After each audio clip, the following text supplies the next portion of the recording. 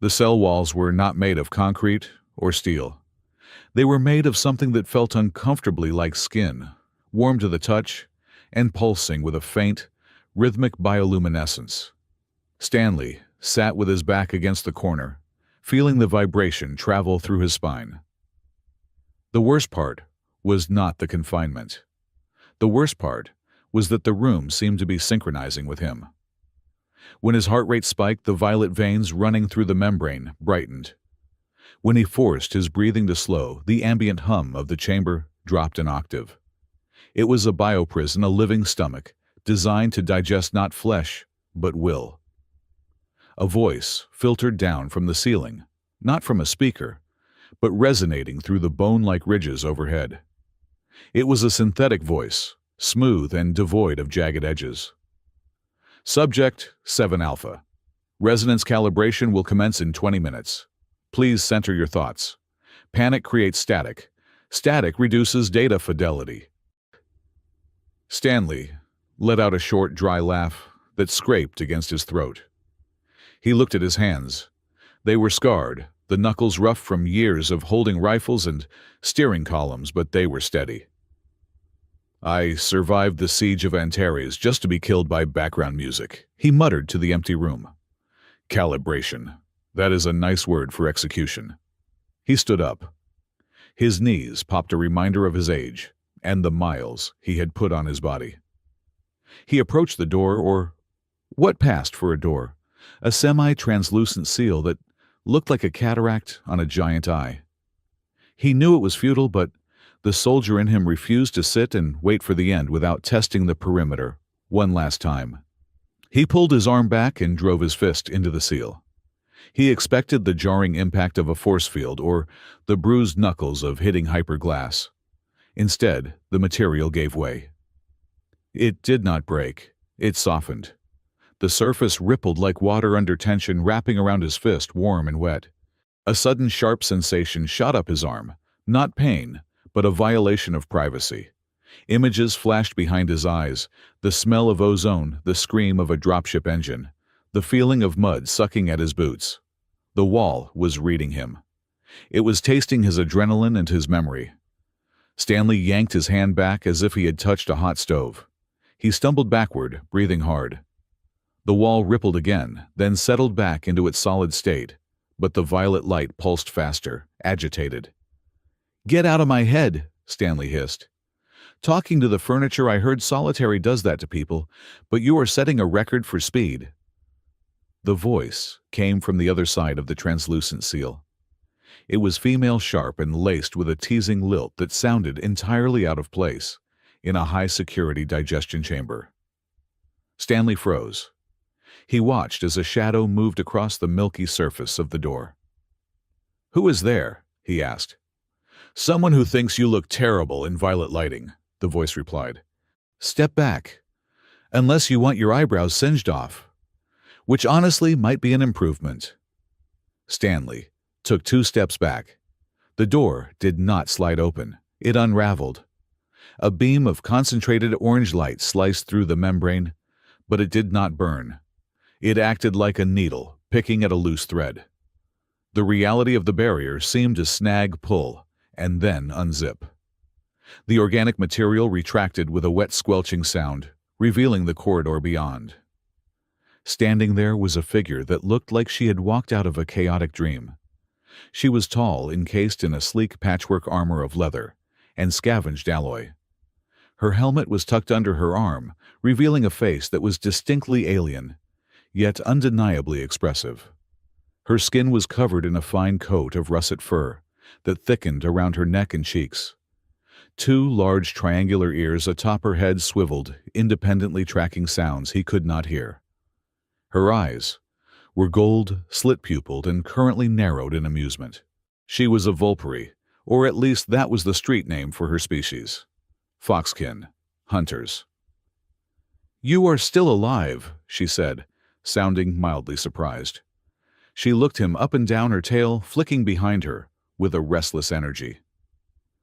"I bet you have disappointed a lot of people by not dying on schedule." Stanley straightened his spine, instinctively adopting a defensive posture. Did you come here to rescue me or to grade my performance? A little of column A, a little of column B. She holstered the device she had used to open the door, a strange, tuning fork-shaped tool that hummed with a headache-inducing frequency.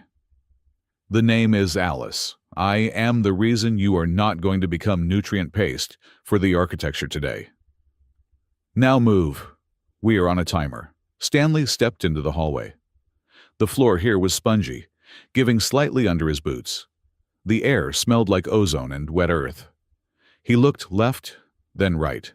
The corridor stretched endlessly in both directions, curving gently, like the intestine of a leviathan. "Where are the guards?" Stanley asked. He kept his voice low. "The suppression drones. The alarms." Alice paused, her ears twitching forward.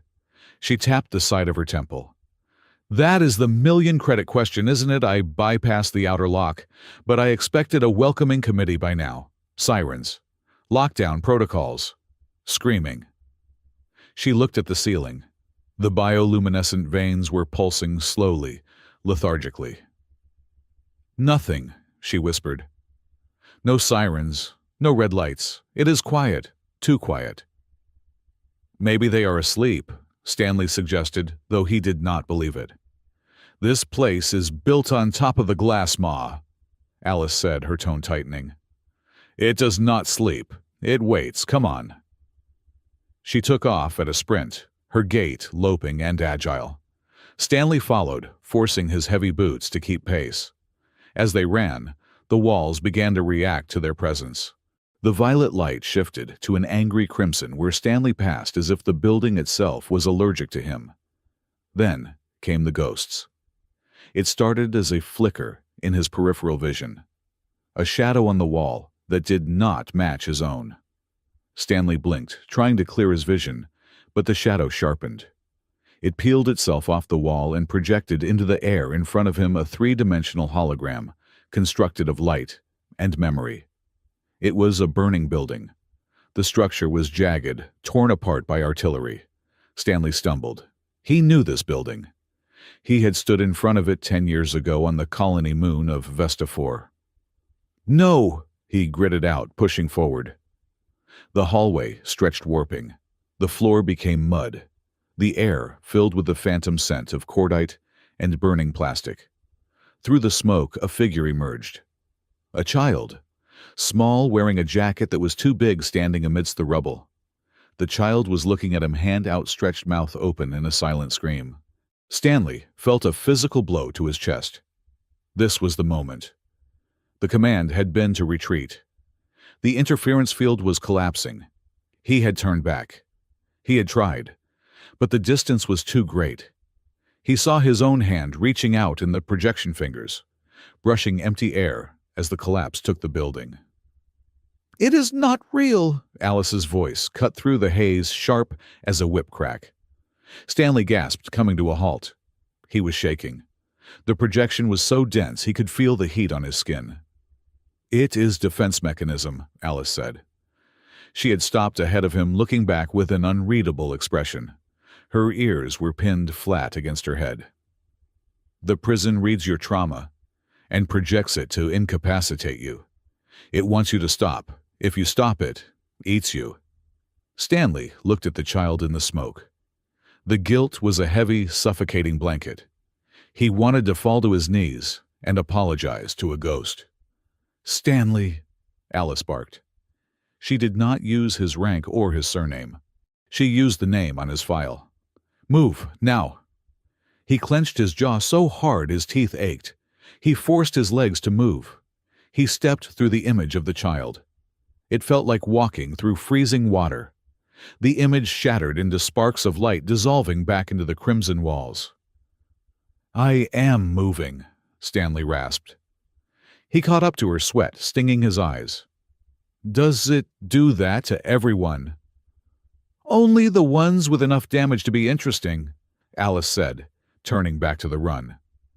But Stanley noticed she kept her eyes strictly forward, refusing to look at the walls herself.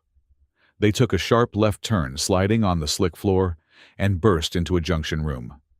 Standing there frantically typing on a holographic interface that was floating above a severed nerve cluster of the building was a man in a tattered lab coat. He looked up, eyes wide, behind thick spectacles that had been repaired with tape. "You are late," the man hissed. "The biorhythm is spiking. We have maybe 4 minutes before the antibodies wake up." "Traffic was bad," Alice deadpanned. "Stanley, meet Dr. Rowan Vale. He is the brains. I am the looks. You are the package." Stanley looked at the doctor. "You are the one who hired a bounty hunter to break into a supermax prison." "I am a linguist," Dr. Vale corrected, his hands flying across the light keys. "And she is not just a bounty hunter, and you are not just a prisoner. Please, we have no time for introductions. The maw knows you are loose. It is agitated." "The maw?" Stanley asked. "The anomaly this prison was built to contain," Vale explained, his voice trembling slightly. "It is not just a singularity. It is a frequency, a song that eats reality. And you, my friend, are a resonance point.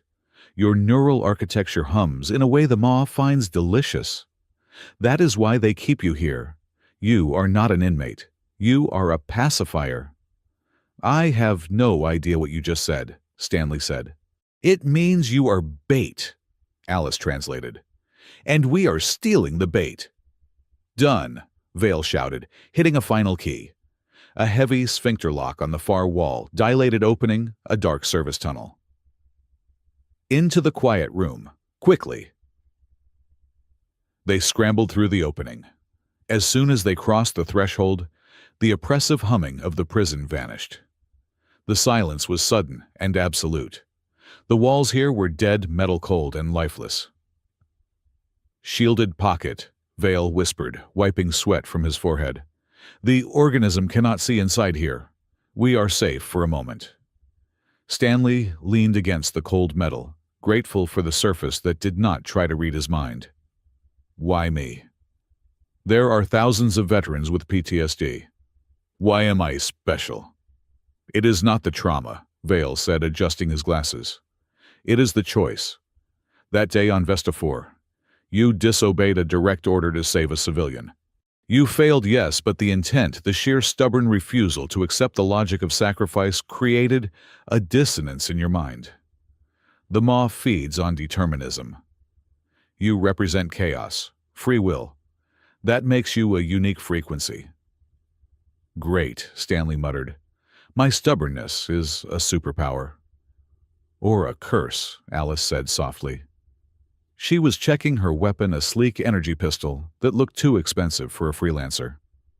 "Doctor, the exit route, Sector 7, Vale said.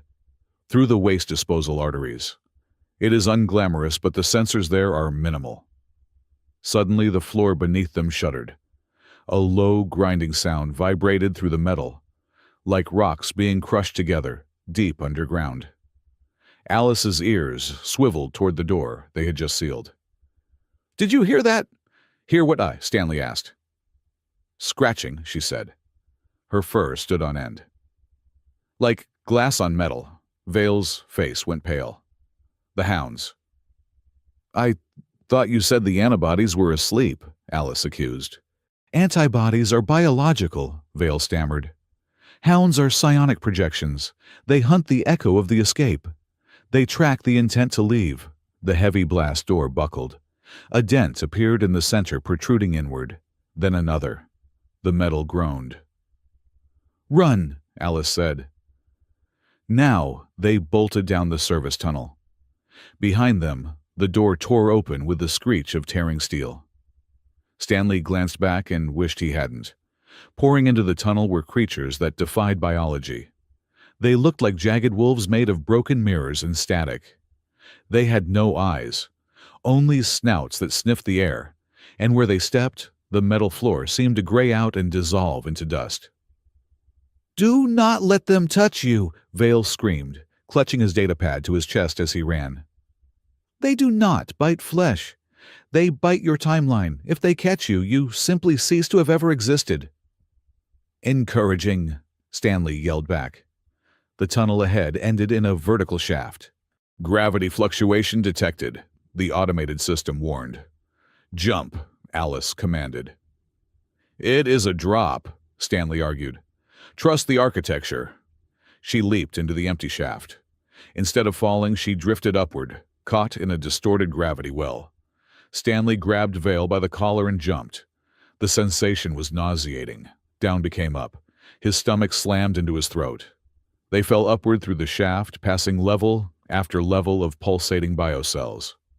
The hounds scrambled into the shaft below them, their claws digging into the walls, scuttling up with terrifying speed.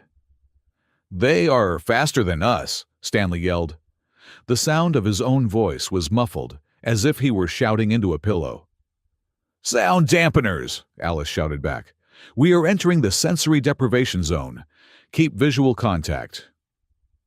They drifted toward a landing platform on level 40. Alice kicked off the wall spinning in 0G and fired 3 shots from her pistol. The bolts of blue energy hit the leading hound.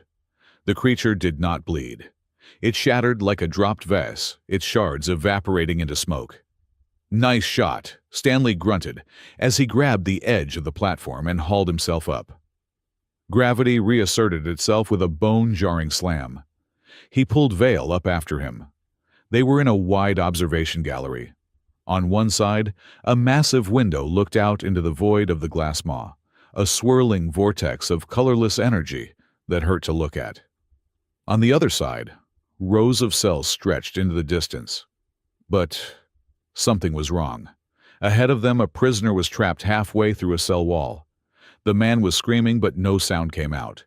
The biomatter of the prison had turned aggressive. It was flowing over him, thick, translucent ropes of muscle, enveloping his legs and torso. He was being absorbed.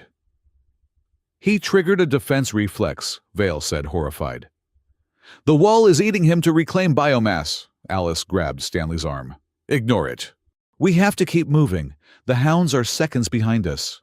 Stanley looked at the man. He saw the terror in the prisoner's eyes. It was the same look as the child on Vesta 4. The same silent scream. "We can't just leave him," Stanley said. "He is dead already," Alice snapped, pulling him. "If we stop, we all die.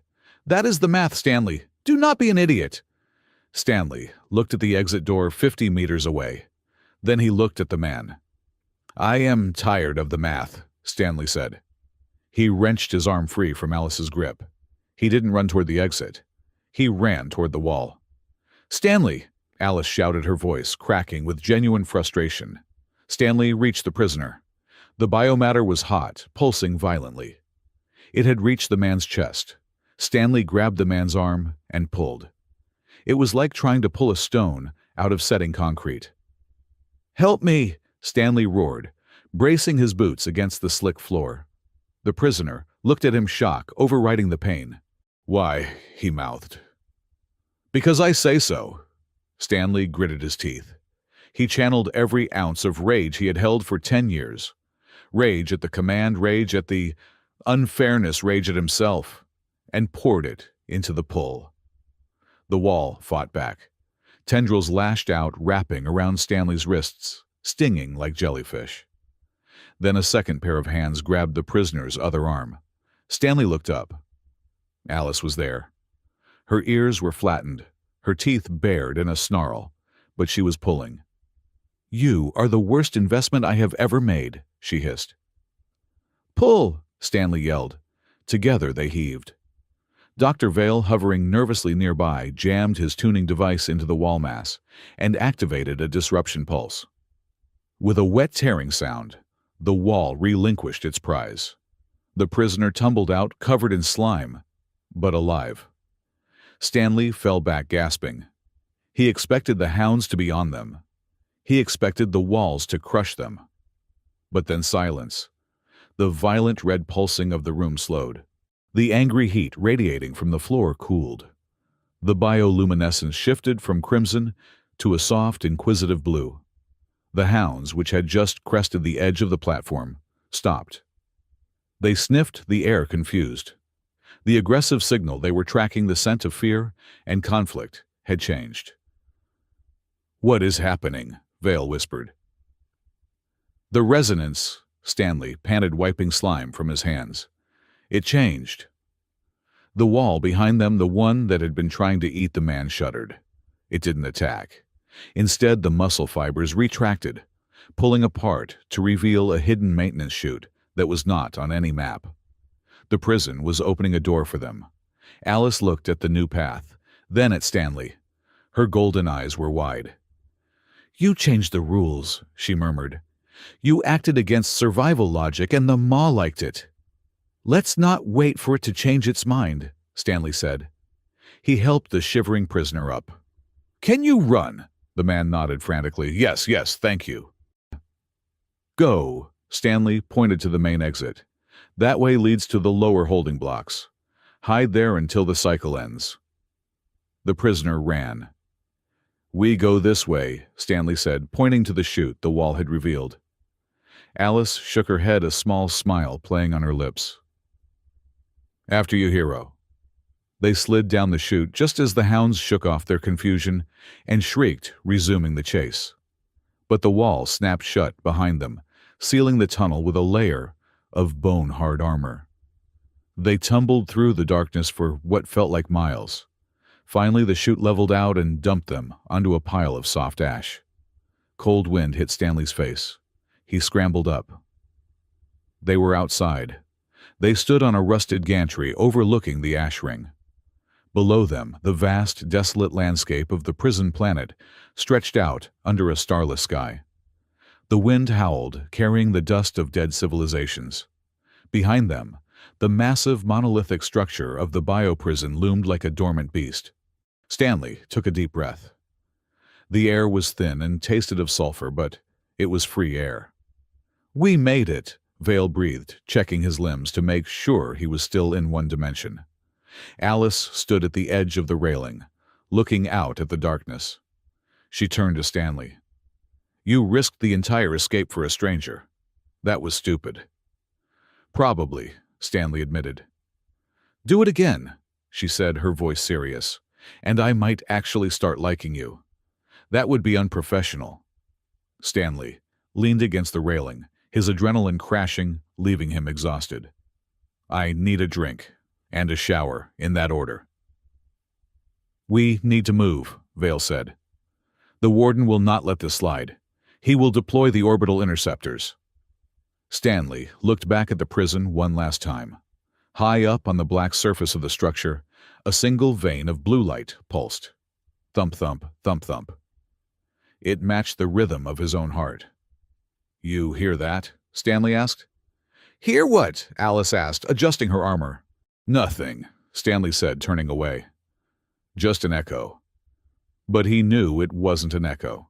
It was a goodbye. Or perhaps an invitation. "Where is the ship?" Stanley asked. "Hidden in the debris field 3 miles north," Alice said. "Better start walking, old man." They began the descent into the ash ring, 3 tiny figures against the backdrop of a broken world. Stanley walked with a limp, but his head was up. For the first time in 10 years, the silence in his head wasn't screaming. It was waiting. The glass maw had let him go, but Stanley had a feeling it hadn't let him go for free. It had let him go because it wanted to see what he would do next. "Alice," Stanley said as they navigated a pile of scrap metal. "What?" "Thank you." Alice didn't look back, but her tail gave a slight, satisfied flick. "Put it on my tab. I charge interest." Stanley smiled. It was a grim, tired smile, but it was real. He could work with interest. Interest meant there was a future to pay it in. And for a man who had woken up expecting to die, a future was the most dangerous weapon of all. The wind in the ash ring did not just blow, it scraped. It carried microshards of oxidized metal and crystallized atmosphere that felt like millions of invisible needles seeking purchase on exposed skin. It was a place where color went to die, bleeding out into an endless suffocating spectrum of gray and rust. Stanley pulled the collar of his stolen thermal jacket higher, squinting against the grit. The landscape around them was a graveyard of ambition. Massive skeletal hulls of starships' half-buried mining rigs and shattered orbital platforms lay in disjointed heaps, looking less like wreckage and more like things that had simply forgotten how to be whole. "Keep up, old man," Alice called out, over the howling gale. Her voice was distorted by the rebreather mask she wore, but the mockery was intact. "If you fall behind, I am not carrying you. My contract specifies alive, not comfortable." Stanley adjusted his own mask, his leg aching where the dampeners of the prison suit had chafed. "You keep mentioning this contract," he shouted back. "You realize I have no money right, unless your client accepts payment in bad knees and regrets." Alice stopped near the twisted remains of a docking pylon to check her navigation unit. She looked back at him, her golden eyes narrowing behind her goggles. "The client is the bounty board of the Meridian sector. Standard retrieval. 50,000 credits." Stanley stopped. He laughed, a dry sound that was immediately swallowed by the wind. 50,000. For a washed-out sergeant, that is inflation for you. "The contract has a rider," Alice said, her tone shifting, becoming more clinical. "Subject must be returned with neural architecture intact. No stunning. No sedation that affects REM sleep. They want your mind pristine." "That is polite of them," Stanley muttered, "considering they want to plug it into a wall." "It is polite," Alice agreed, turning back to the path. "Usually they just ask for the head." They trudged on. The ash ring was not just physically eroding, it felt ontologically unstable. Occasionally Stanley would pass a piece of debris, a chair, a bulkhead door that seemed to flicker, turning translucent for a second before solidifying again. It was as if the universe was buffering, struggling to render the reality of this place. "Doctor?" Stanley asked, looking at Rowan Vale, who was stumbling along behind Alice, clutching his satchel of data drives like a newborn child. "Why does this place feel like it is not all here?" Dr. Rowan Vale adjusted his taped glasses, breathless. "Because it isn't. We are on the periphery of the glass maw. The anomaly does not just eat matter. It consumes probability. It eats the what-if. Things here are losing their potential to exist. Eventually, they just stop." "Cheery," Stanley said. "We are close," Alice announced. She pointed toward a jagged silhouette rising from the gray mist about half a mile away. It was a decommissioned medical frigate, its hull cracked open, like an egg, half buried in a dune of metallic sand. "That is the rendezvous point."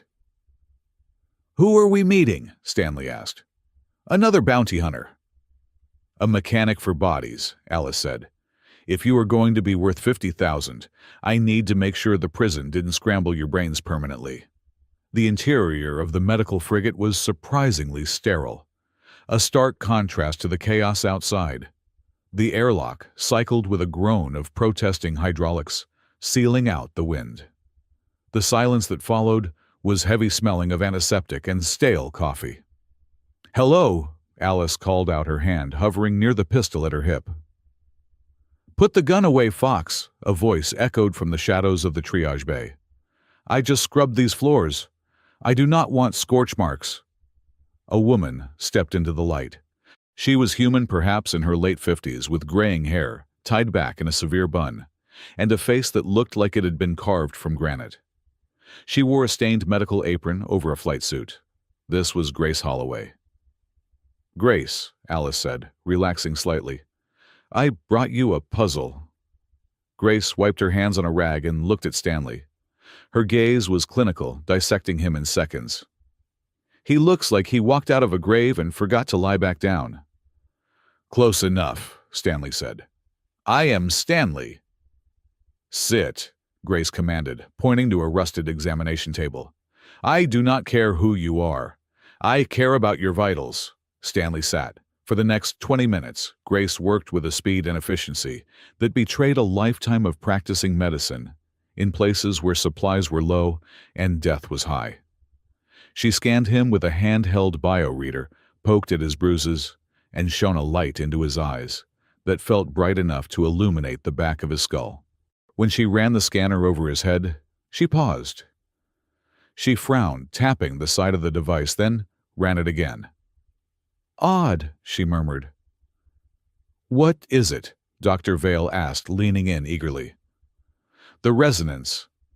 It is not a tumor if that is what you are worried about, Grace said, lowering the scanner. She looked at Stanley with a new intensity. But your neural pathways are vibrating. Not chemically. It is physical. It is like your brain is a tuning fork that someone struck 10 years ago and it never stopped humming. The anchor, Vale whispered. He is a natural anchor. I am a retired soldier, Stanley said, buttoning his shirt. I am not a musical instrument.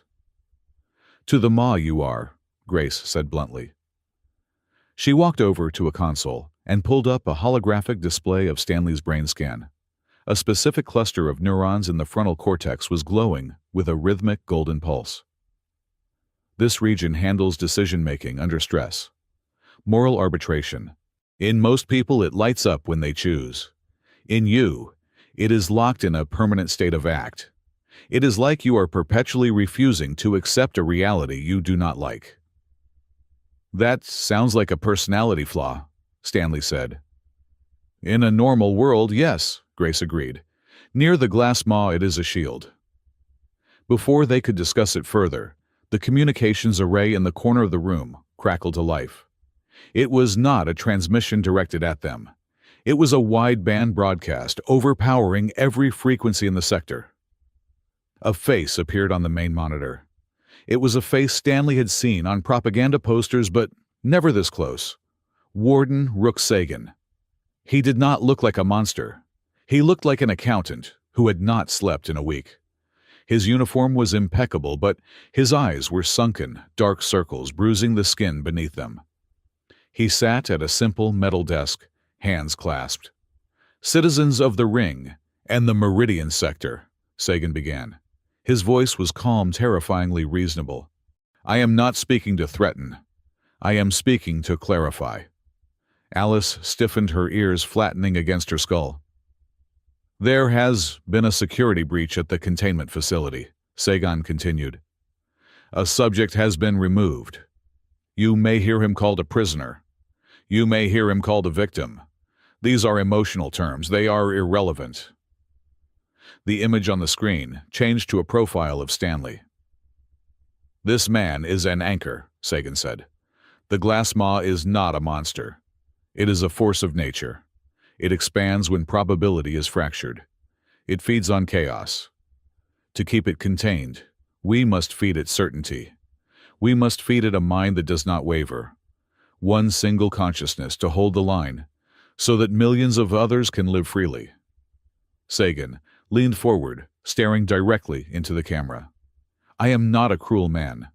I am a man who does the math. One life for one sector. That is the price of your tomorrow. If you see this man, do not approach him as a criminal. Approach him as a lost component of the dam that keeps the flood away. Bring him back. Not for me, but for your children. The transmission cut. The static returned. The room was silent. He makes a compelling argument, Stanley said quietly. He is a fanatic, Dr. Vale argued, his voice rising. He believes that the only way to save the universe is to freeze it, to turn it into a sculpture where nothing ever changes. That is not life. That is a museum. He believes he is right, Grace said, turning off the monitor. That makes him dangerous. Most villains know they are greedy. Rook thinks he is the messiah of calculus. Alice was checking her weapons again, her movements jerky. It does not matter what he thinks. It matters that every scavenger in the ash ring just heard that. We need to move. I have a ship lined up, but we have to cross the debris field to get to it. I need to calibrate the bioscanners, Grace said, throwing supplies into a bag. I am coming with you. Stanley looked at her. You are safe here. Why risk it? Grace slung the bag over her shoulder. I swore an oath to do no harm. Letting a man be turned into a biological doorstop violates that oath. Besides, she patted a heavy-looking pistol on her hip. I hate math. They moved out, 10 minutes later. The wind had died down, which Alice noted was actually worse. In the ash ring, Silence usually meant something was holding its breath. They were navigating a narrow canyon formed by two crashed freighter hulls when the atmosphere changed. It wasn't a sound. It was the death of sound. One moment, Stanley could hear the crunch of his boots on the gravel and the hiss of his rebreather. The next, the world was mute. He stomped his foot, nothing. He clapped his hands. Silence. Then the color began to bleed out of the world. The rusted red of the freighter hull turned a dull gray. The yellow warning stripes on a piece of debris faded to white. Glass silence. Alice's voice did not exist, but he saw her mouth the words. She reacted with a speed that bypassed thought. She grabbed Stanley by the harness of his jacket and hurled him into the shadow of a large overhang. She kicked Dr. Vale behind a slab of concrete and dragged Grace down with her. She pulled a small spherical device from her belt and slammed it into the ground. A shimmering semi-translucent bubble expanded around them. It distorted the light, making everything inside look underwater. Outside the bubble, the world became a black and white photograph. Stanley watched in horror as a small, scavenger rodent scurried across the open ground. As the wave of silence passed over it, the creature slowed down. It didn't die. It just faded. Its edges became blurry. Then, it simply wasn't there anymore. It hadn't been vaporized. It had been edited out of existence. Alice was shaking. She was curled in a ball, her hands over her ears, eyes squeezed shut. For a bounty hunter who projected absolute confidence, she looked terrifyingly small. Stanley reached out and placed a hand on her shoulder. She flinched violently, her eyes snapping open. They were wild, dilated with panic. She looked at him, then at the barrier, breathing hard. She pointed to her chest, then to the barrier, miming a heartbeat. "Stay here. Stay alive." That was when Stanley saw them. About 200 yards away, down in the ravine, a group of figures was huddled against the hull of the freighter. They were outside the effective range of any cover. They were not human. They were crustacean-like beings with thick, chitinous shells and multiple limbs. Refugees. A family. There were 2 large ones shielding 3 smaller ones. They were banging on the sealed airlock of the freighter, screaming silently.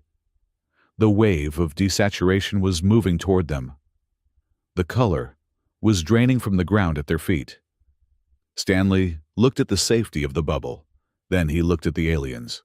He didn't think. The resonance point in his brain, that knot of stubborn refusal, flared hot. He stood up. Alice grabbed his wrist. She shook her head furiously. "No, you die." Stanley looked at her. He tapped his chest, then pointed at the refugees. He mouthed one word, "Move." He broke free of her grip and stepped out of the bubble. The silence hit him like a physical weight. It was heavy, oppressive. He couldn't hear his own heartbeat, but he could feel it hammering against his ribs. He ran. He ran into the gray. He could feel the cold seeping into his bones. Not temperature cold, but the cold of non-existence. His hands looked paler. The edges of his vision began to blur. He reached the airlock. The alien father looked at him with compound eyes, full of terror. Stanley didn't have a weapon to blast the door. He didn't have a key. He had his hands. He grabbed the manual override wheel of the airlock. It was rusted shut, fused by years of exposure. He pulled. Nothing happened.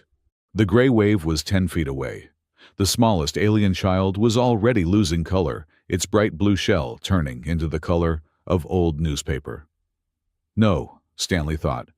"Not again. I do not leave them." He roared, a sound that existed only in his throat, and threw his entire body weight against the wheel. The muscles in his back screamed. The veins in his neck bulged. "Turn. You simply have to turn." He felt the familiar burn in his mind, the rejection of the impossible. The connection between him and the environment shifted. The rust didn't break. It simply ceased to be a factor. The probability of the door opening shifted from 0% to 100% because he refused to accept 0. With a screech that he felt in his teeth, rather than heard the wheel spun. The airlock hissed and cycled open. "Get in," he signaled. The aliens scrambled inside. Stanley shoved the last child in just as the gray wave washed over his boot. He felt his toes go numb, not like frostbite, but like they were asleep forever. He slammed the inner button, the door sealed. Inside the small airlock, sound rushed back in with a violent pop. The aliens were chattering in a high-pitched series of clicks and whistles, huddled together. Stanley slumped against the wall, gasping for air. He looked at his boot. The leather was gray and brittle, crumbling, like dry toast, but his foot underneath was still there. The airlock cycled open on the other side, leading into the freighter's dark interior. But before they could move, the outer door opened again. Alice stood there. The silence wave had passed. She looked furious. Her fur was bristling her tail, lashing back and forth like a metronome set to a fast tempo. Beside her, Grace was holding a scanner, and Dr. Vale was looking at his data pad with his mouth open. "Are you insane?" Alice shouted, her voice echoing in the confined space. "You ran out of the shield. You could have been erased. Do you have a death wish, or are you just allergic to self-preservation?" Stanley looked at the alien family. The father clicked softly and bowed his head toward Stanley. "They were stuck," Stanley said, his voice raspy. "I unstuck them." "You are cargo," Alice yelled, poking him in the chest. "Valuable, fragile cargo. You do not risk the payload to save strays." "They are not strays," Stanley said, straightening up. He towered over her, though she didn't back down. "And I am not cargo.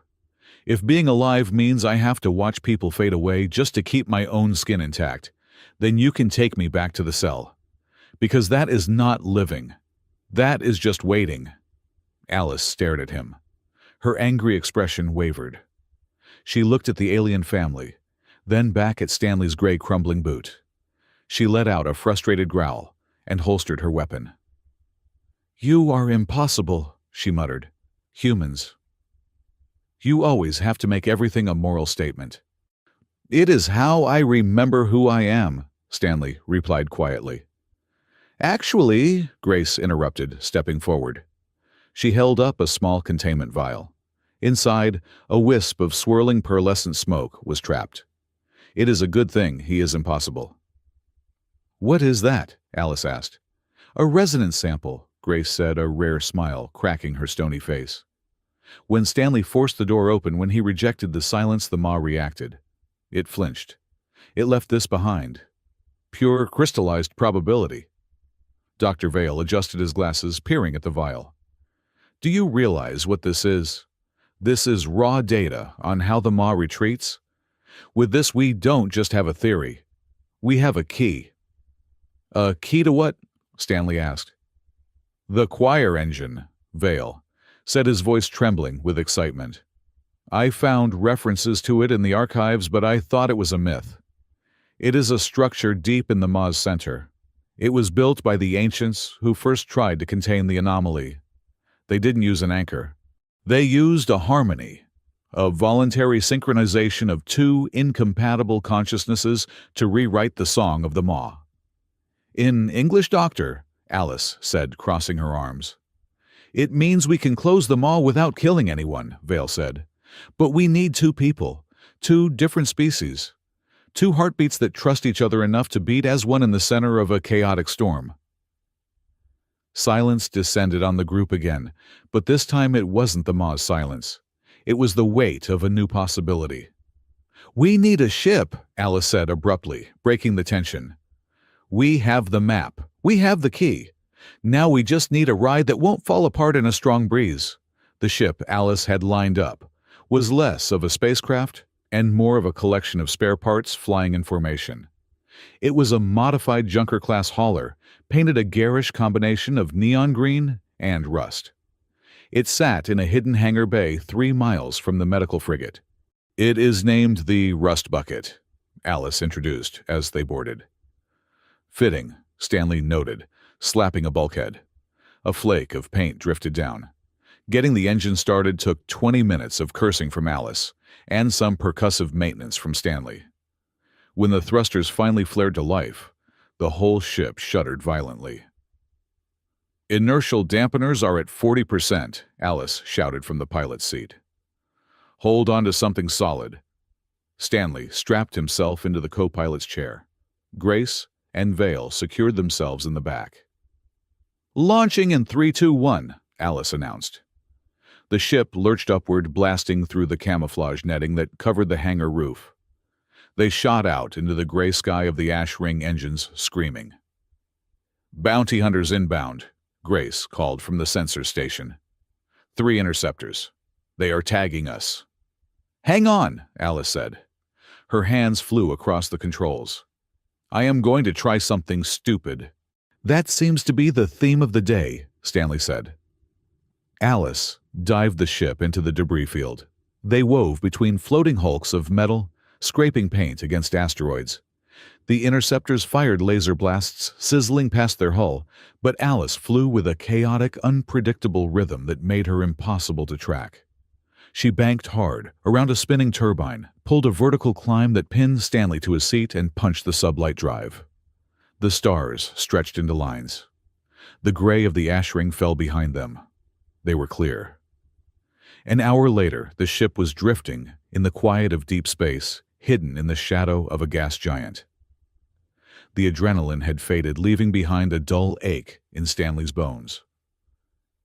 He walked up to the cockpit.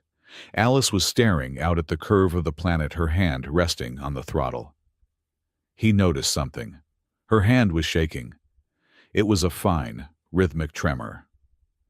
"You okay?" Stanley asked softly. Alice jumped slightly. She quickly pulled her hand into her lap. "Fine. Just the adrenaline dump. Flying this heap takes a lot of muscle." Stanley didn't buy it. He had seen soldiers shake like that. It wasn't muscle fatigue. It was the aftershock of terror or memory. "The silence," Stanley said. "Back there on the ground. You reacted before anyone else. You knew what it felt like." Alice didn't look at him. She stared at the swirling clouds of the gas giant. "I grew up near a breach," she said, her voice low. "A long time ago, before I was a hunter. I know what the maw sounds like. It sounds like everything you love going quiet, one by one." She turned the pilot's chair to face him. The snark was gone, replaced by a tired vulnerability she quickly tried to hide. "You are a fool, Stanley," she said. "Going back for those refugees. You risked 50,000 credits. You risked your life. You risked my payout."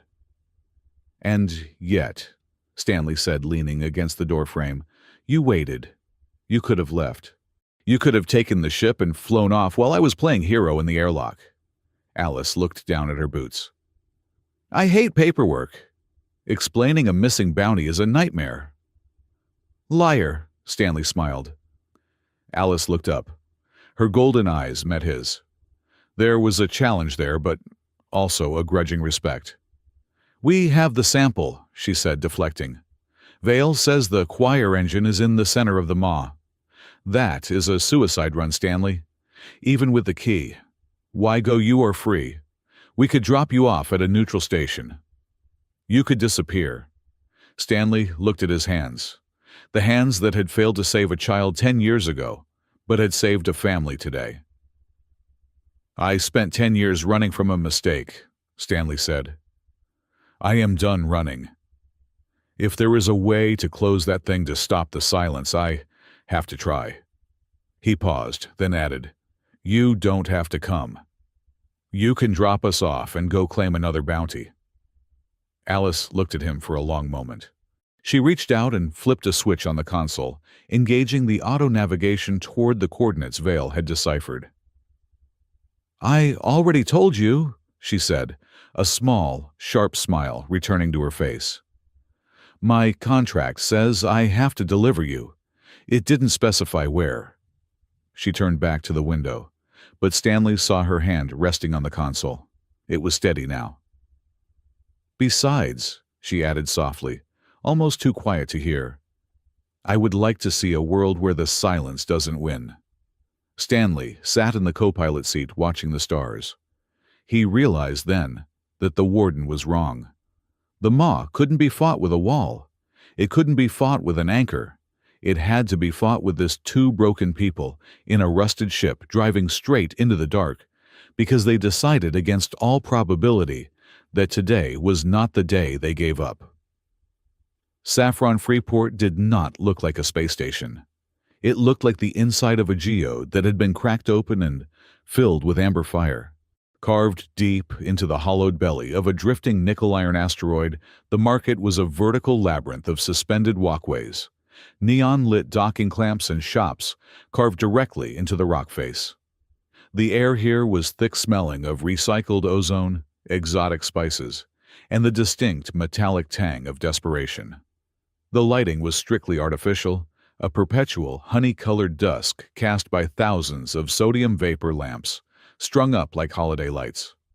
The rust bucket shuddered as it engaged the magnetic locks of a lower-tier docking bay. "Welcome to Saffron," Alice said, flipping the engine shutdown sequence. "Keep your hands on your wallets and your eyes on the exits. People here do not just trade cargo. They trade probabilities." Stanley unbuckled his harness, wincing as his stiff joints protested. "Probabilities, you mean gambling." "I mean futures," Alice corrected.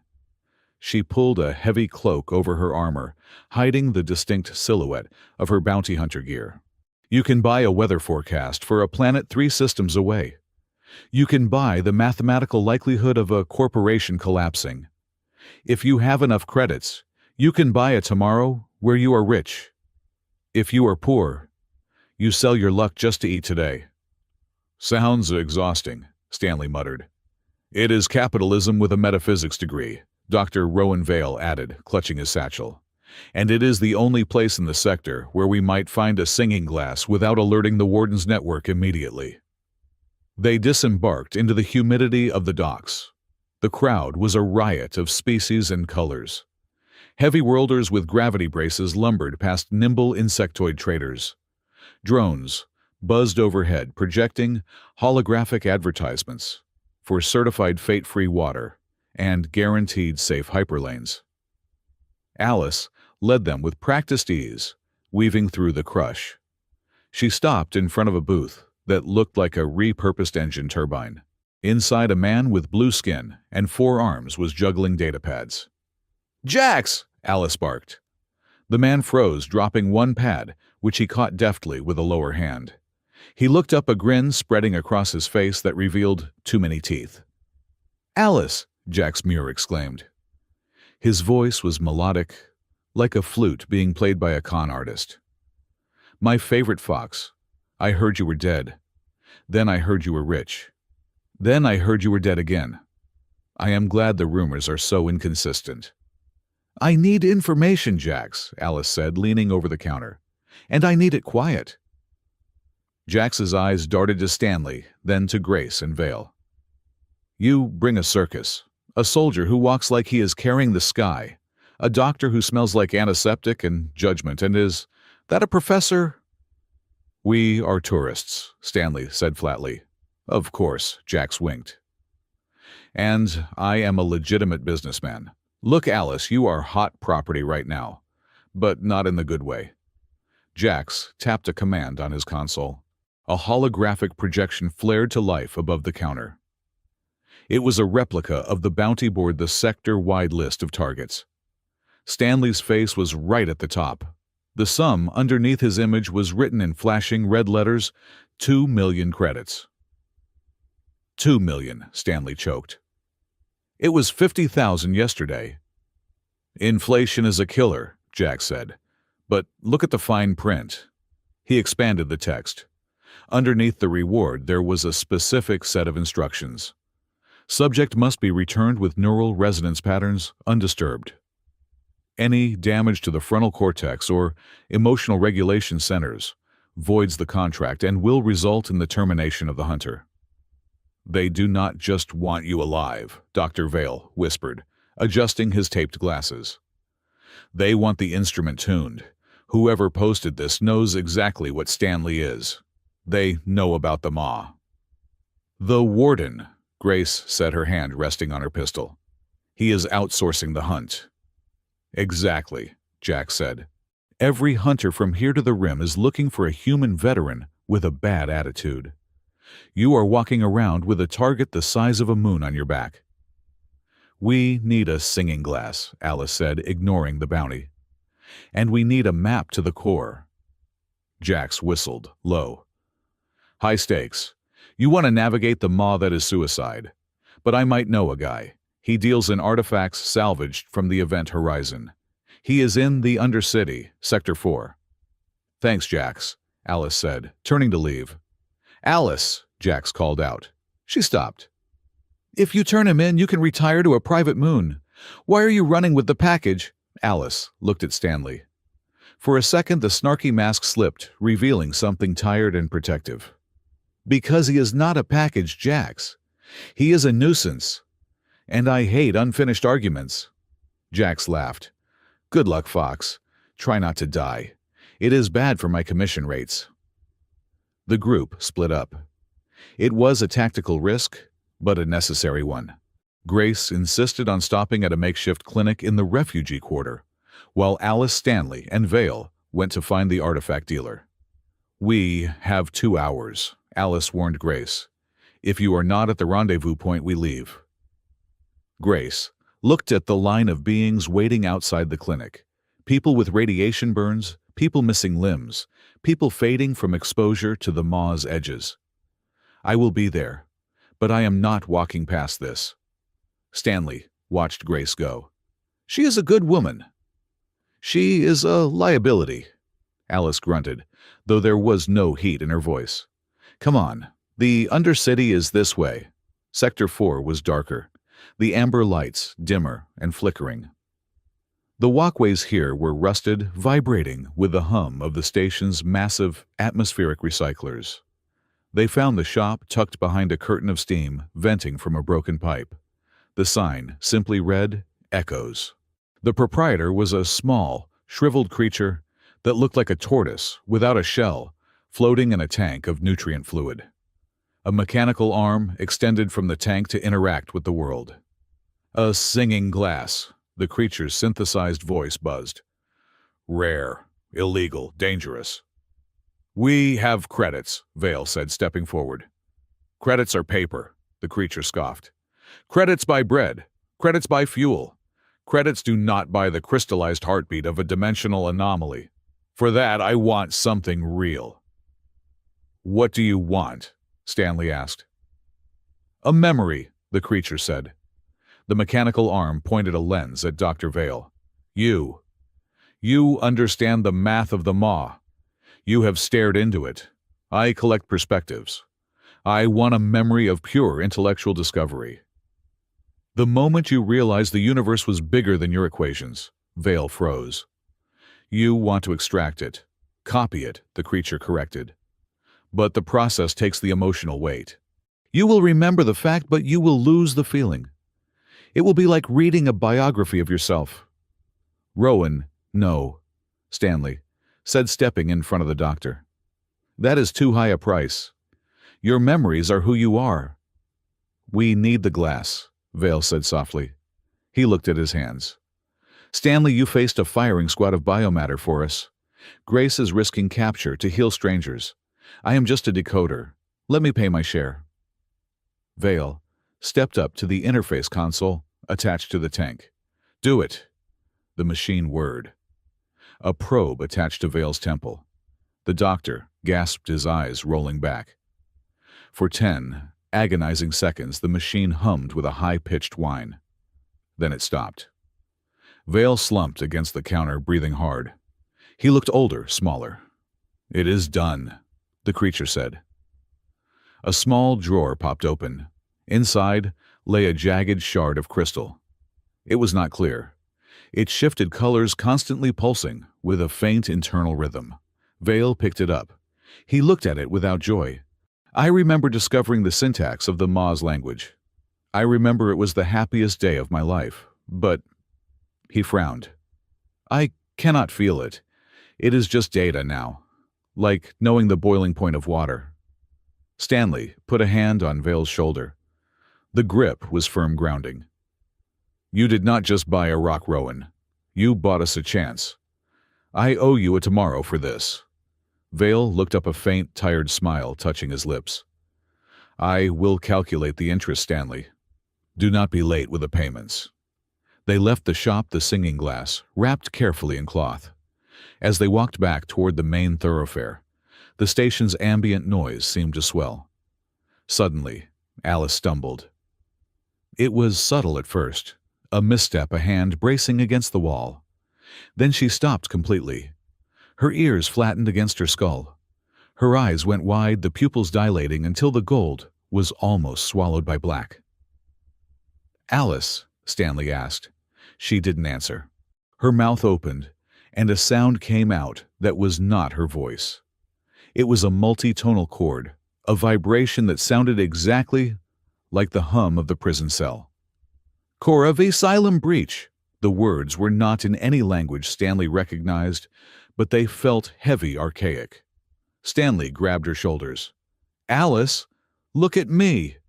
She blinked, shaking her head, violently, as if trying to dislodge water from her ears. The black receded from her eyes.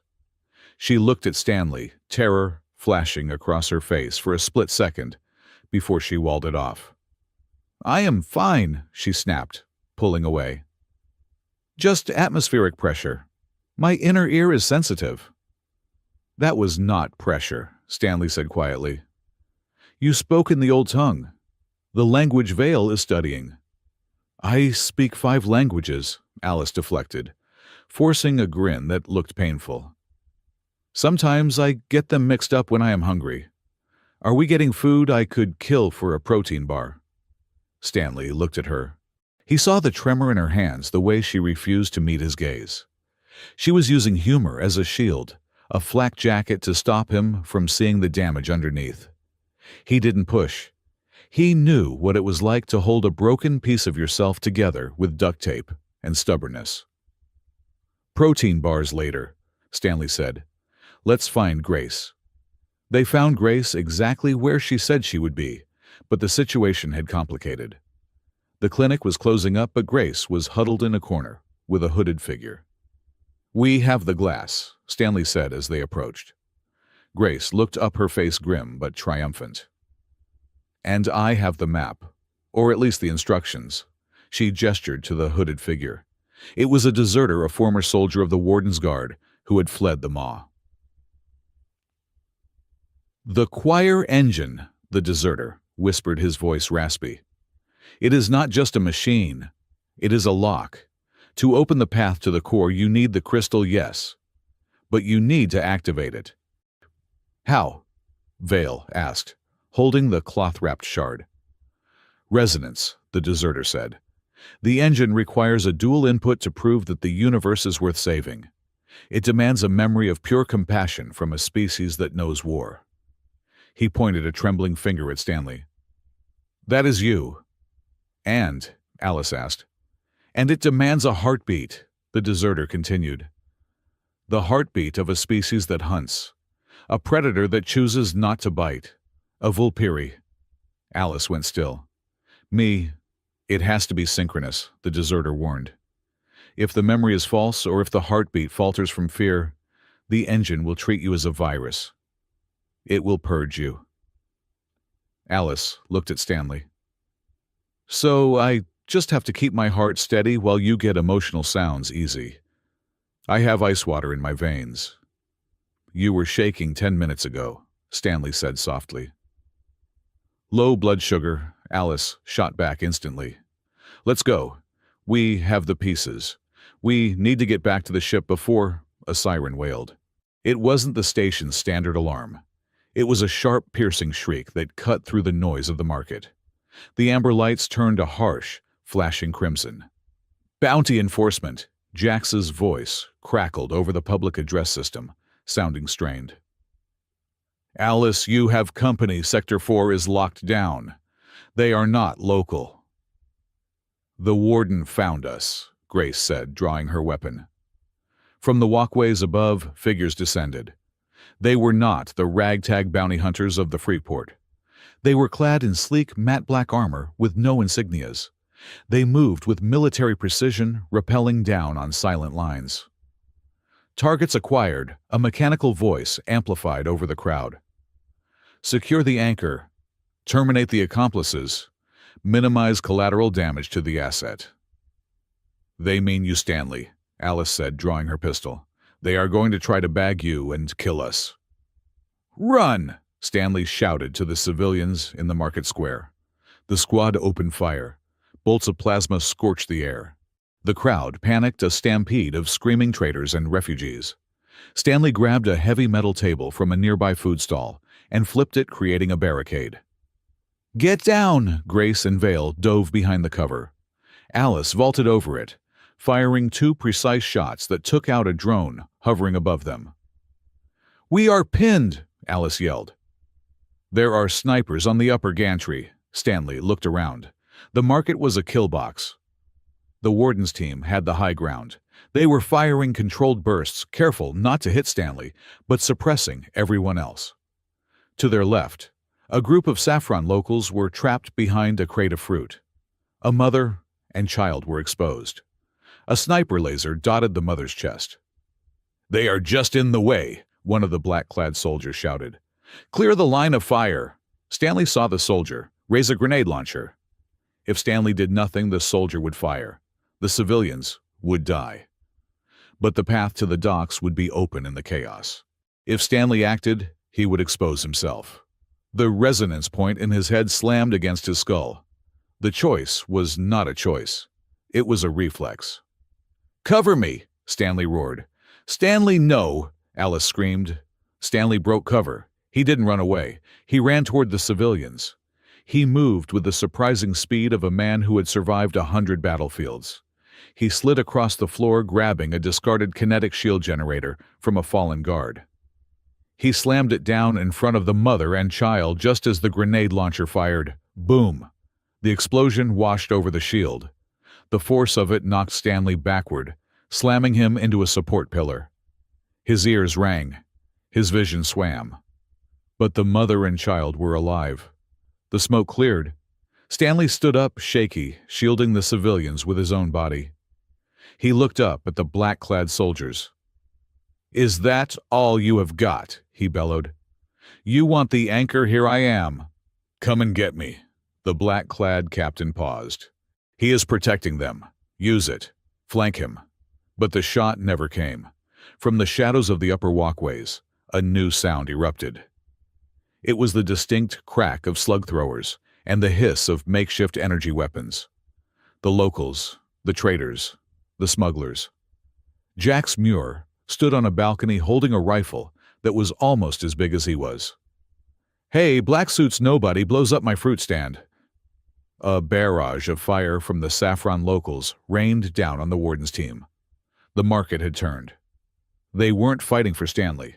They were fighting because Stanley had protected one of their own when he could have run. The enemy of my enemy is the guy who didn't kill my customers, Jax yelled. Alice, get to the ship. We will hold the door. Go! Grace shouted, pulling Stanley toward the docking bay. Alice covered their retreat, her pistol flashing. She looked at Stanley, bruised, bleeding from a cut on his forehead, but moving with a grim determination. She had seen many soldiers. She had seen many heroes. Most of them were arrogant. Most of them fought for glory. Stanley fought like he was apologizing to the universe. For the first time, Alice didn't see a bounty. She didn't see a paycheck. She saw a man who was arguably the strongest thing in the room, not because he could punch through a wall, but because he refused to let the wall crush anyone else. Move it, old man, she yelled, but she stayed right beside him, her shoulder brushing his. They burst into the docking bay. The rust bucket was humming engines, prepped. Vale, get on the comms, Alice ordered. Grace, check Stanley. They scrambled aboard. The ramp hissed shut just as a plasma bolt scorched the paint where they had been standing. Punch it! Stanley yelled from the co-pilot seat. Alice slammed the throttle forward. The ship tore free of the magnetic clamps, spinning out of the dock and blasting into the asteroid field. Behind them, Saffron Freeport faded into a speck of amber light against the stars. 2 hours later, deep in the silence of warp space, the ship was quiet. The only sound was the rhythmic thrum of the drive core. Stanley sat in the mess hall, holding an ice pack to his head. Grace had patched him up, but the headache was a persistent hammer. Alice walked in. She had shed her armor, wearing a simple flight suit. She looked smaller without the gear, but her eyes were still sharp. She held 2 mugs of synthetic coffee. She slid one across the table to him. "You are an idiot," she said. "I know." Stanley took a sip. It tasted like burnt copper. "It is a recurring theme." "You could have died back there," Alice said. She sat down opposite him. "You protected people you didn't know. People who would have sold you out for a ticket off the rock." "Maybe," Stanley said. "But if I let them die, then the warden is right. If I let them die to save myself, then survival is just a calculation. And I am tired of being part of an equation." Alice stared into her coffee. Her tail curled around the leg of her chair. "The deserter," she said softly. "He said the engine needs a memory of compassion, and a heartbeat that chooses not to bite." "I heard him," Stanley said. "I do not know if I can do it," Alice admitted. It was the first time she had said it out loud, without a joke attached. "The maw messed with my head in the Freeport. I have holes in my memory, Stanley. Big ones. What if I am broken? What if I get to the engine and I can't sink?" Stanley reached across the table. He didn't touch her hand, but he rested his fingers near hers. "You came back for me in the prison," Stanley said. "You fought for us in the market. You are not broken, Alice. You are just scared. We all are." Alice looked up at him. Her golden eyes searched his face, looking for the lie. She didn't find one. "If we do this," she said slowly, "if we actually close the maw and we survive, what then? You are a wanted man. I am a failed hunter. Where do we go?" Stanley looked out the viewport at the streaking stars. "I do not know," he said. "But I know how I want to live." "How?" Alice asked. Stanley looked back at her. "I want to live without looking over my shoulder. I want to live knowing that when I sleep, I didn't leave anyone behind in the dark. Not the kid on Vesta 4, not the refugees in the ring, and not you." Alice went quiet. A flush of color appeared under the fur on her cheeks. She took a long drink of her coffee to hide her face. "Leaving no one behind," she murmured. "That is a terrible business model for a bounty hunter." "Good thing you are not a bounty hunter anymore," Stanley said. "You are a partner." Alice put the mug down. She looked at the singing glass, which sat on the table between them, pulsing with its soft, impossible rhythm. "Partner," she tested the word. It sounded strange in her mouth. "Fine. But I am still driving. You crash everything you touch." "Deal." Stanley smiled. The ship hurled on through the dark, carrying 4 people, a piece of crystallized time, and a fragile, growing hope that perhaps, just perhaps, the end of the world was optional. The approach to the choir engine was not a flight. It was a descent into a cathedral of silence. The rust bucket shuddered as it passed through the outer atmospheric membrane of the anomaly's core, the metal groaning under gravitational tides that defied standard physics. Alice fought the controls, her knuckles white. "Gravity shear is at 300%. Inertial dampeners are failing. We are falling, not flying." "Aim for the spire!" Dr. Rowan Vale shouted from the navigation station, clutching the console as if it were a life raft. "The signal is strongest there. The geometry, it is inviting us in."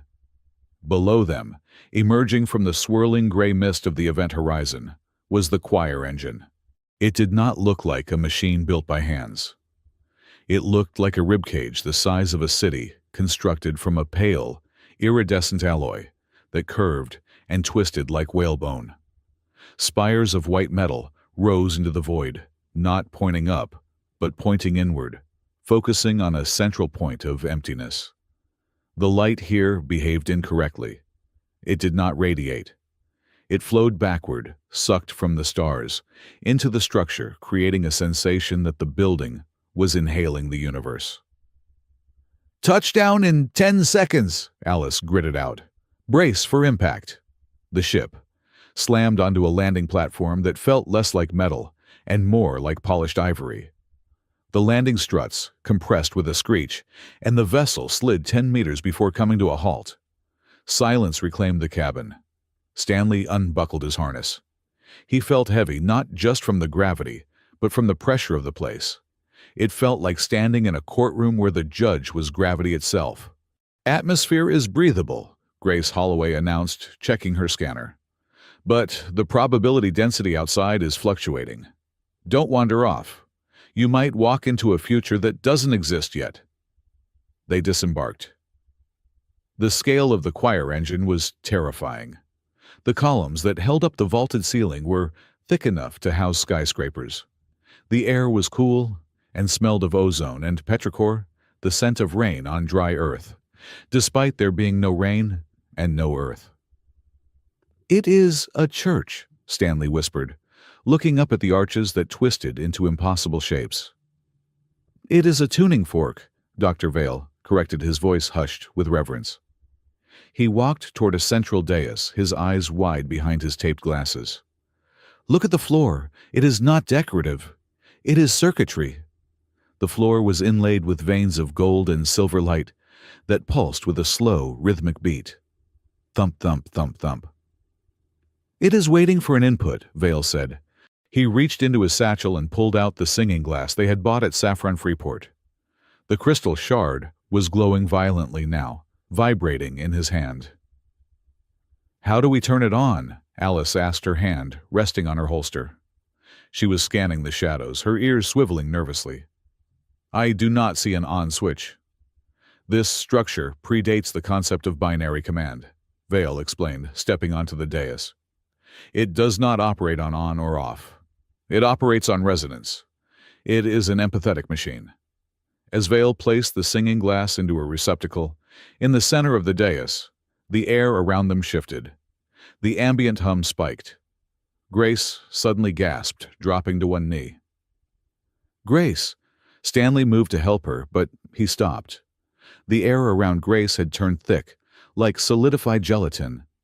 She was struggling to breathe, but not because of a lack of oxygen. She looked at her hands. "I cannot move my fingers," she whispered, panic rising in her voice. "I want to close my fist, but the option is not there." The defense mechanism, Vale realized, looking at his readings. The engine protects itself by limiting variables. It is stripping away our ability to make choices. It perceives us as chaos. "Fix it!" Alice yelled, trying to step toward Grace, but finding her own legs heavy, as if the concept of walking forward was being deleted from her mind. Grace looked at the medical kit strapped to her thigh.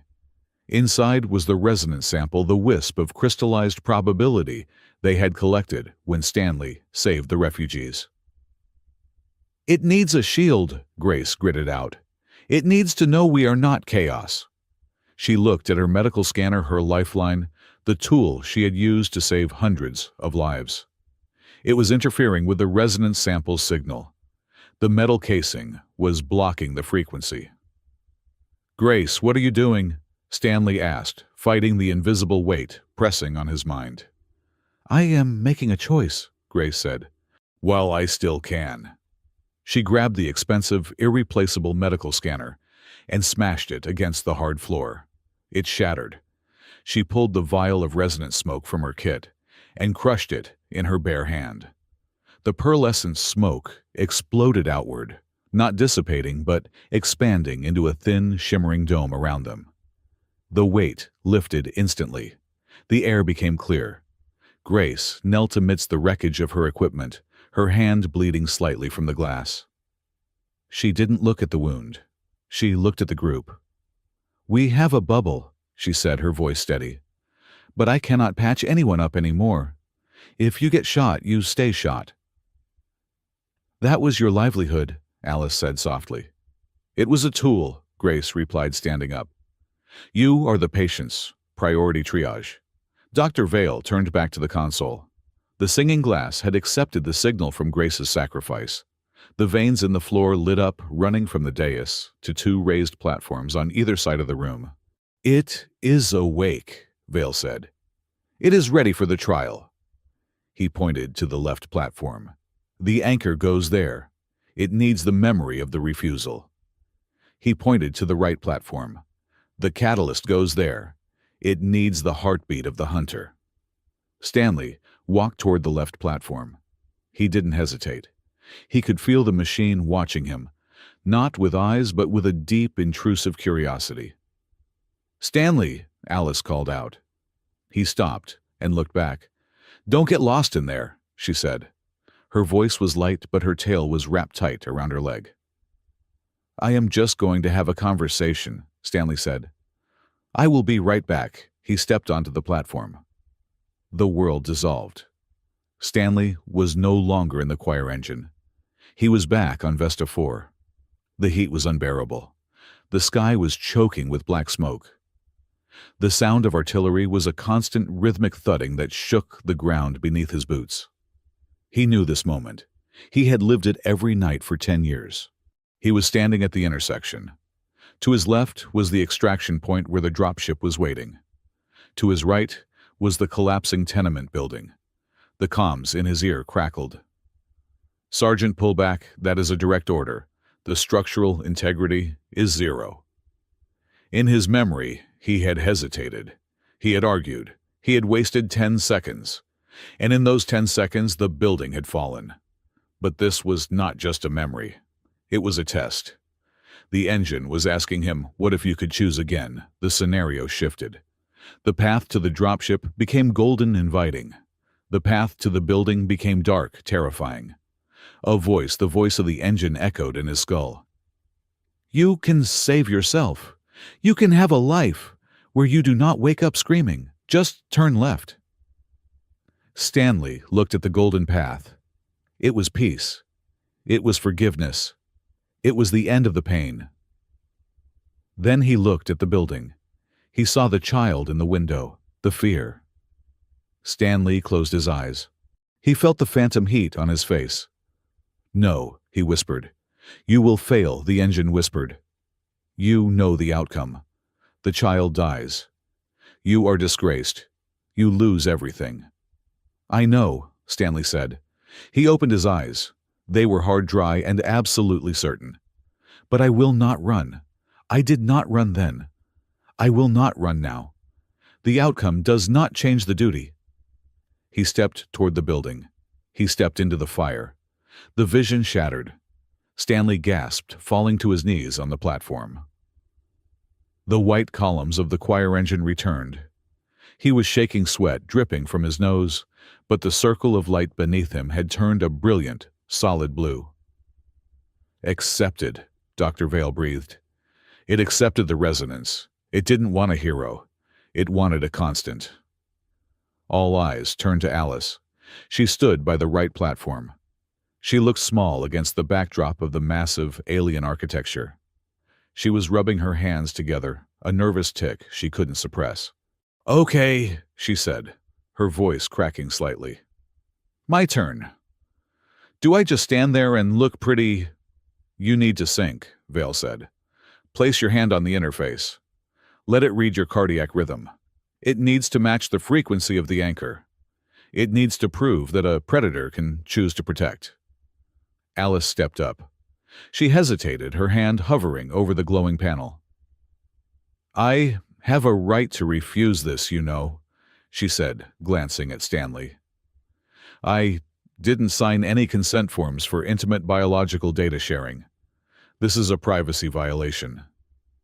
"I didn't sign anything either," Stanley said, his voice rough but gentle. "Just breathe, Alice.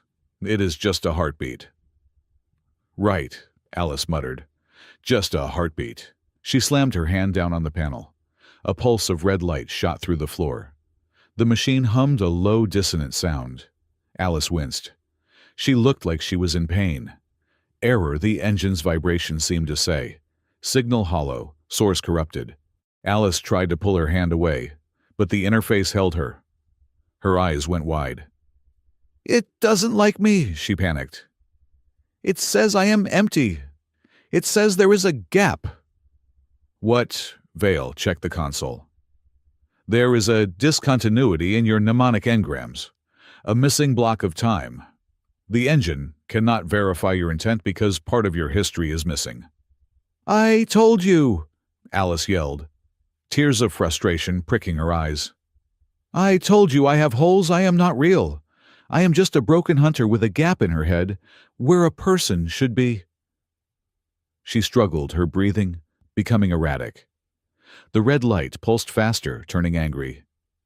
The engine was rejecting her.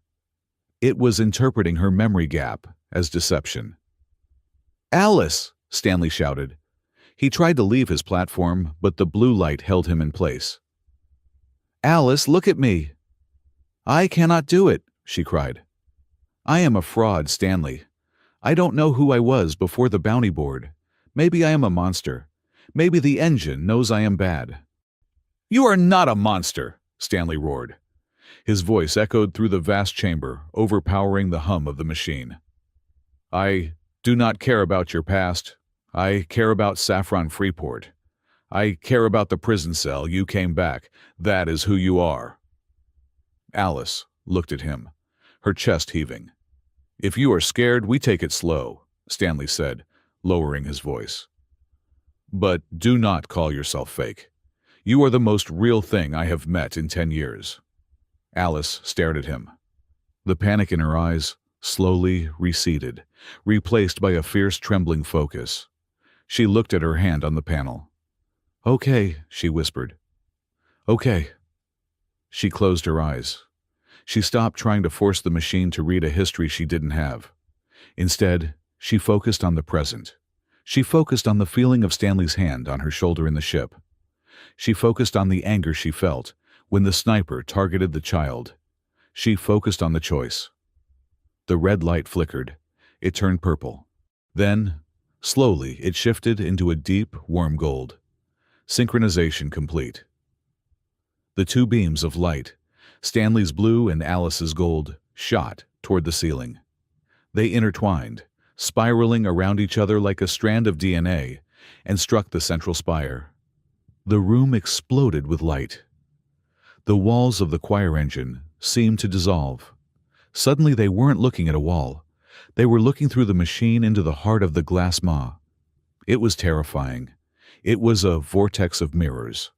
Millions of them. In each mirror was a different version of the universe. In one, the ship had crashed. In one, Grace had died. In one, Stanley had never left the cell. And in the center of the vortex was a mouth, a vast, colorless void that was eating the mirrors. Every time it swallowed one, a possibility vanished from existence. "It is eating the future," Vale whispered, horrified. "It collapses the wave function. If it expands, there will be no choices left. Only one timeline, the timeline where it wins." "A perfect order," a voice spoke from the entrance of the chamber. "A universe without chaos, without pain." They spun around. Warden Rook Sagan stood there. He was not alone. Behind him were 24 of his elite guard, their weapons raised. But Sagan did not look triumphant. He looked exhausted. He had removed his cap, holding it in his hands like a man attending a funeral. "Warden," Stanley said. He didn't raise his hands. He just stood on the platform, the blue light glowing around him. "You have seen it now," Sagan said, walking slowly toward the dais. "The glass maw. You see what it does. It consumes uncertainty." "It consumes freedom," Stanley corrected. "Freedom is messy," Sagan said. "Freedom is the child dying in the rubble because a soldier hesitated. Freedom is the famine in the Outer Rim because a politician gambled on grain futures. The maw offers certainty. If we control it, if we feed it an anchor, we can prune the timeline. We can cut out the tragedies. We can ensure survival." He looked at Stanley with eyes that were pleading, not commanding. "I am not a villain, Stanley. I am a man who is willing to be hated to save everyone else.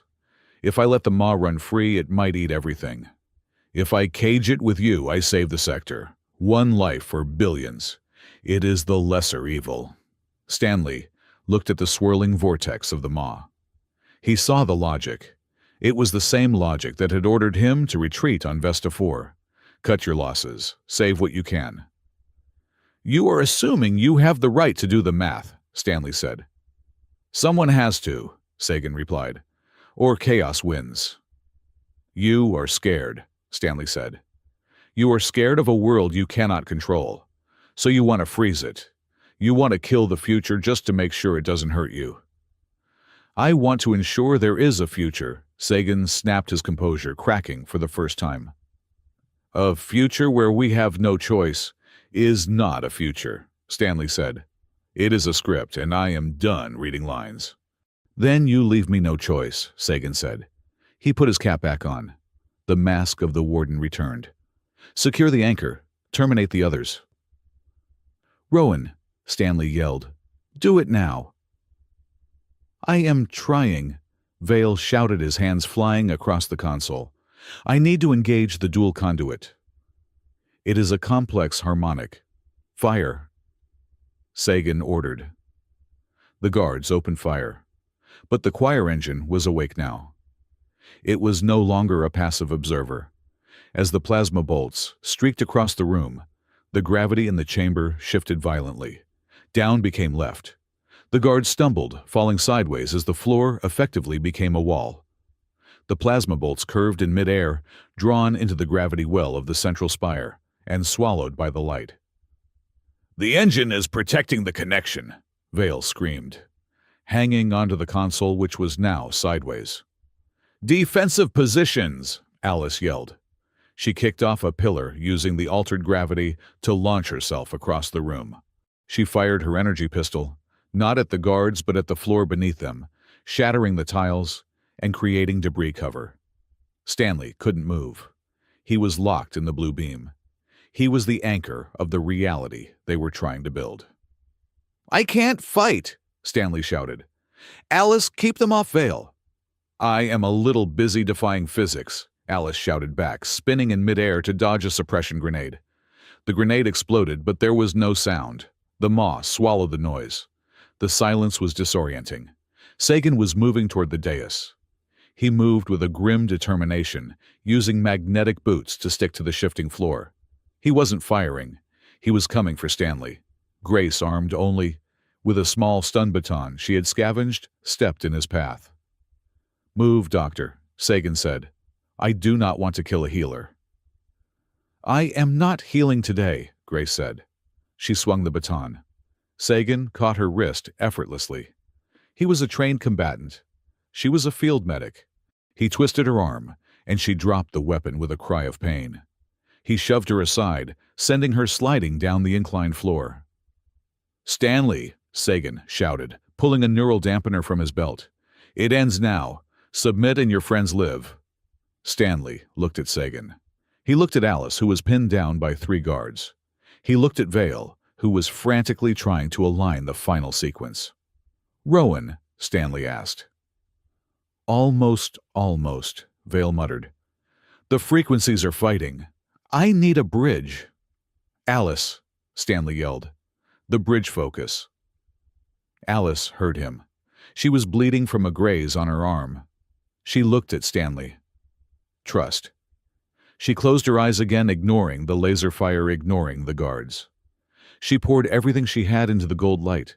She poured her fear, her unknown past, her snarky jokes, and her desperate need to be real.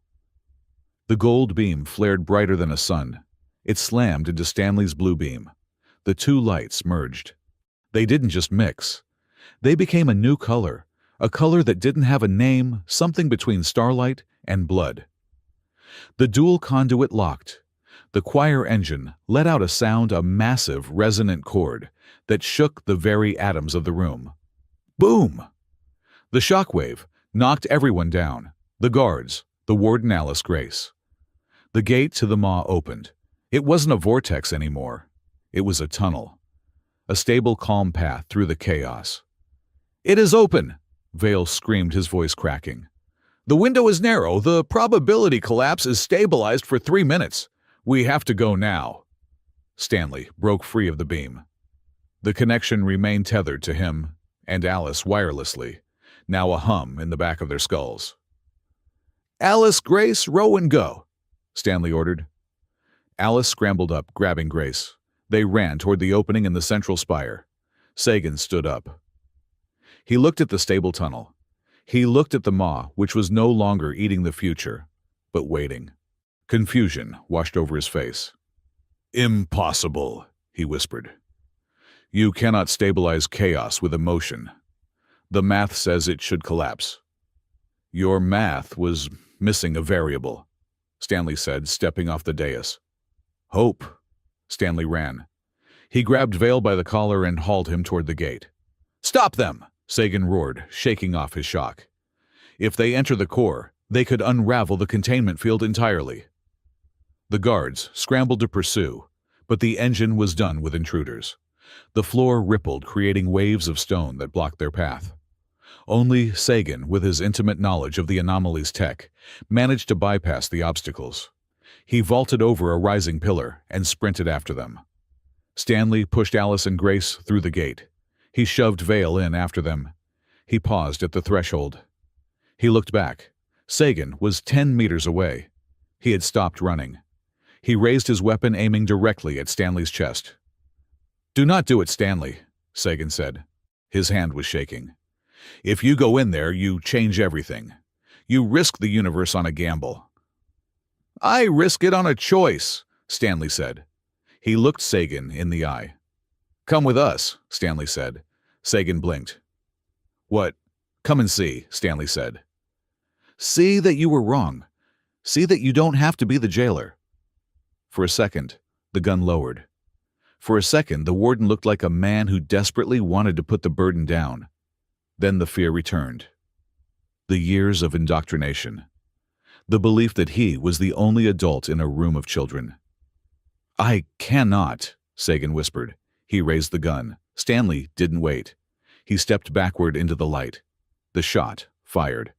It scorched the air where Stanley had stood a millisecond before.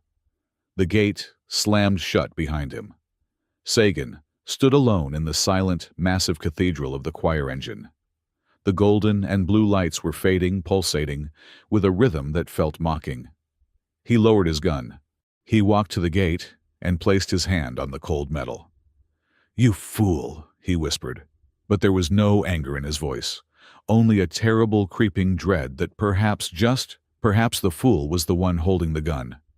Inside the tunnel, the group tumbled onto a surface that felt like solid light. Is everyone alive? Stanley gasped, checking his limbs. Alive, Alice groaned, holding her arm, and really, really annoyed at gravity. We are in, Vale said, looking around. The tunnel stretched endlessly, lined with the memories of 1,000 worlds. This is the throat of the maw. The core is ahead. Stanley looked at Alice. The golden light was still faintly visible around her, reacting to his blue aura. You did it, Stanley said. You held the bridge. Alice looked at him. She didn't make a joke. She didn't deflect. I didn't do it for the universe, she said softly. I did it because you yelled at me. Whatever works, Stanley smiled weakly. We are not done, Grace said, pointing ahead. Look. At the end of the tunnel, a massive fractured mirror hung in the void. It was cracked in the middle, and from the crack, a dark, viscous silence was leaking out. The source, Vale said. That is where we close it, or where we break. Stanley stood up. He offered a hand to Alice. Ready to finish the contract, he asked. Alice took his hand. Her grip was strong. Let's go get paid, she said. They walked toward the crack in the world too, heartbeats sinking in the dark, leaving the logic of the warden far behind. The center of the glass maw was not a void as the scientists had theorized. It was a mirror, or rather it was millions of mirrors suspended in a gravityless ocean of white static.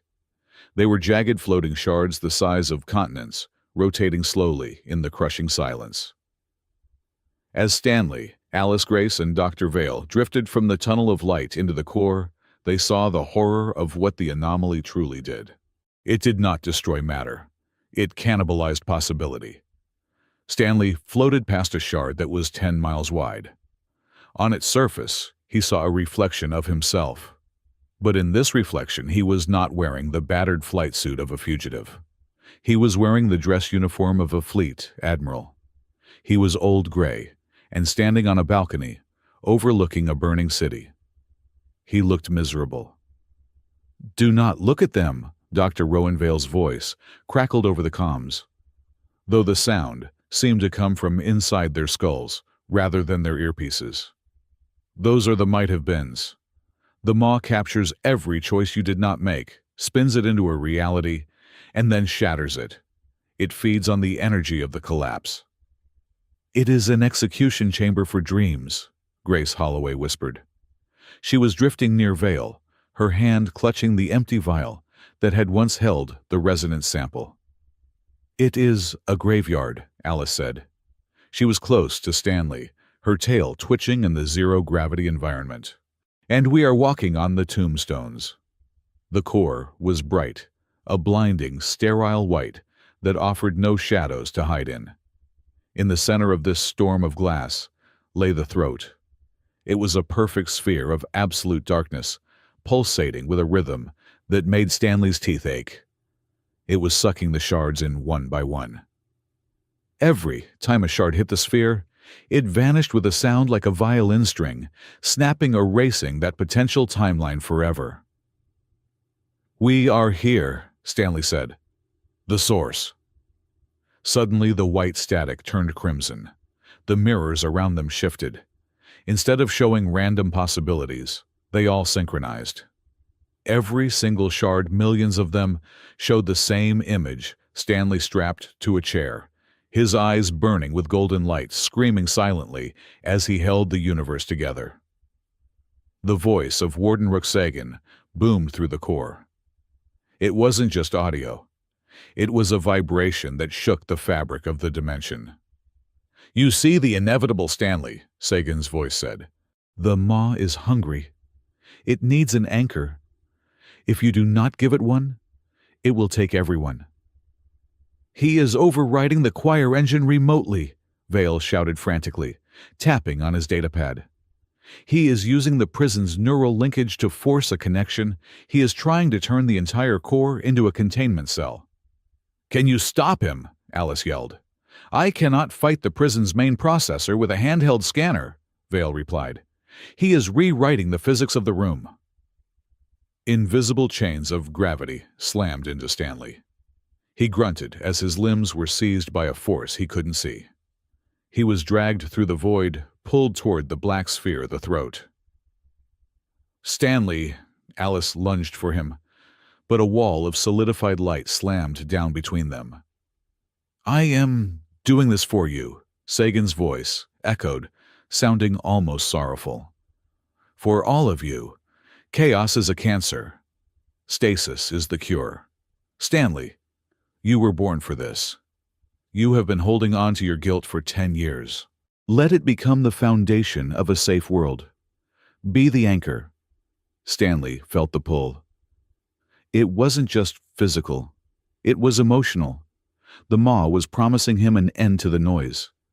If he let go, if he let himself become the statue in the center of the storm, he would never have to worry about making a wrong choice again. He would be fixed, eternal, useful. He looked at the black sphere. It looked peaceful. "Maybe he is right," Stanley whispered. "No," Grace's voice cut through the trance. Grace and Vale were moving. They weren't attacking the warden's invisible force. They were building. Grace took the shards of her broken medical scanner, the one she had smashed in the engine room, and tossed them into the air.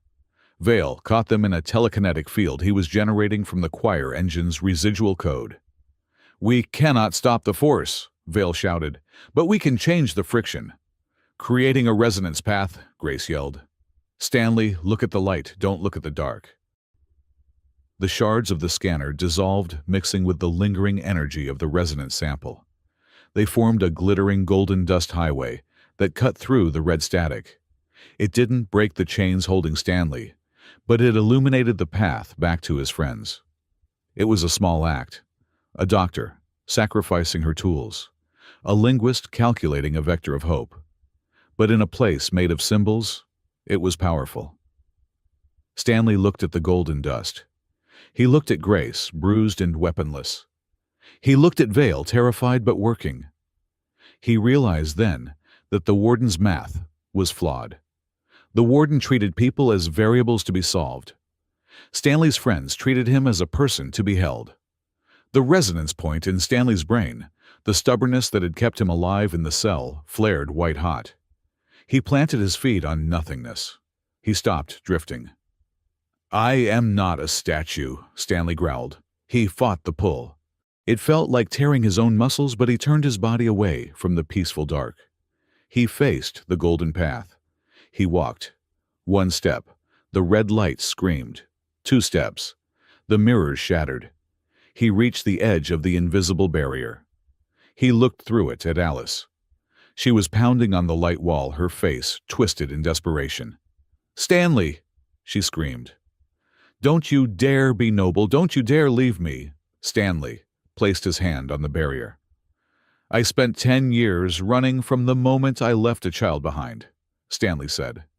His voice was calm, carrying over the roar of the maw.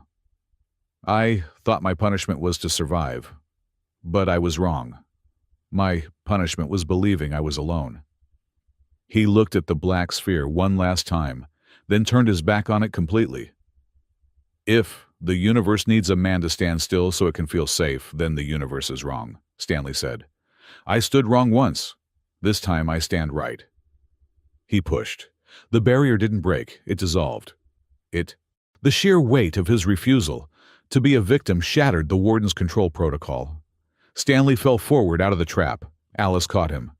She didn't hug him gently. She grabbed him by the flight suit and slammed him against a floating piece of debris, her eyes wild.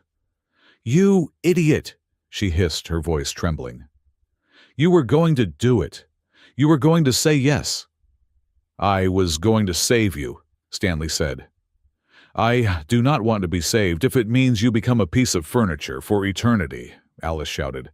"I do not want right if it means losing you." "Then what do we do?" Stanley asked. "The maw is still hungry." "We feed it," Vale called out, drifting toward them.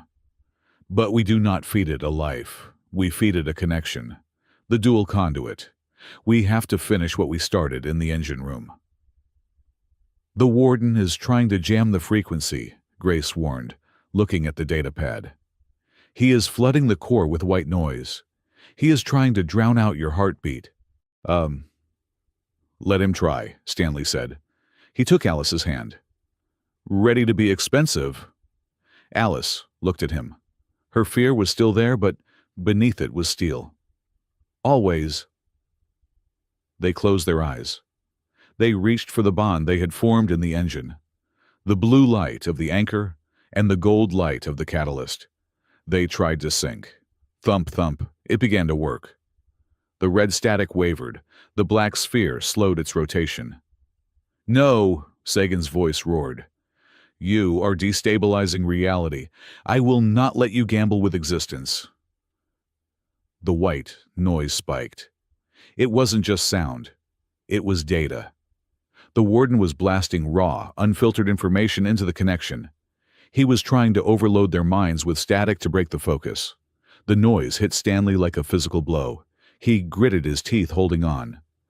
But the noise hit Alice differently. For Alice, the noise wasn't random.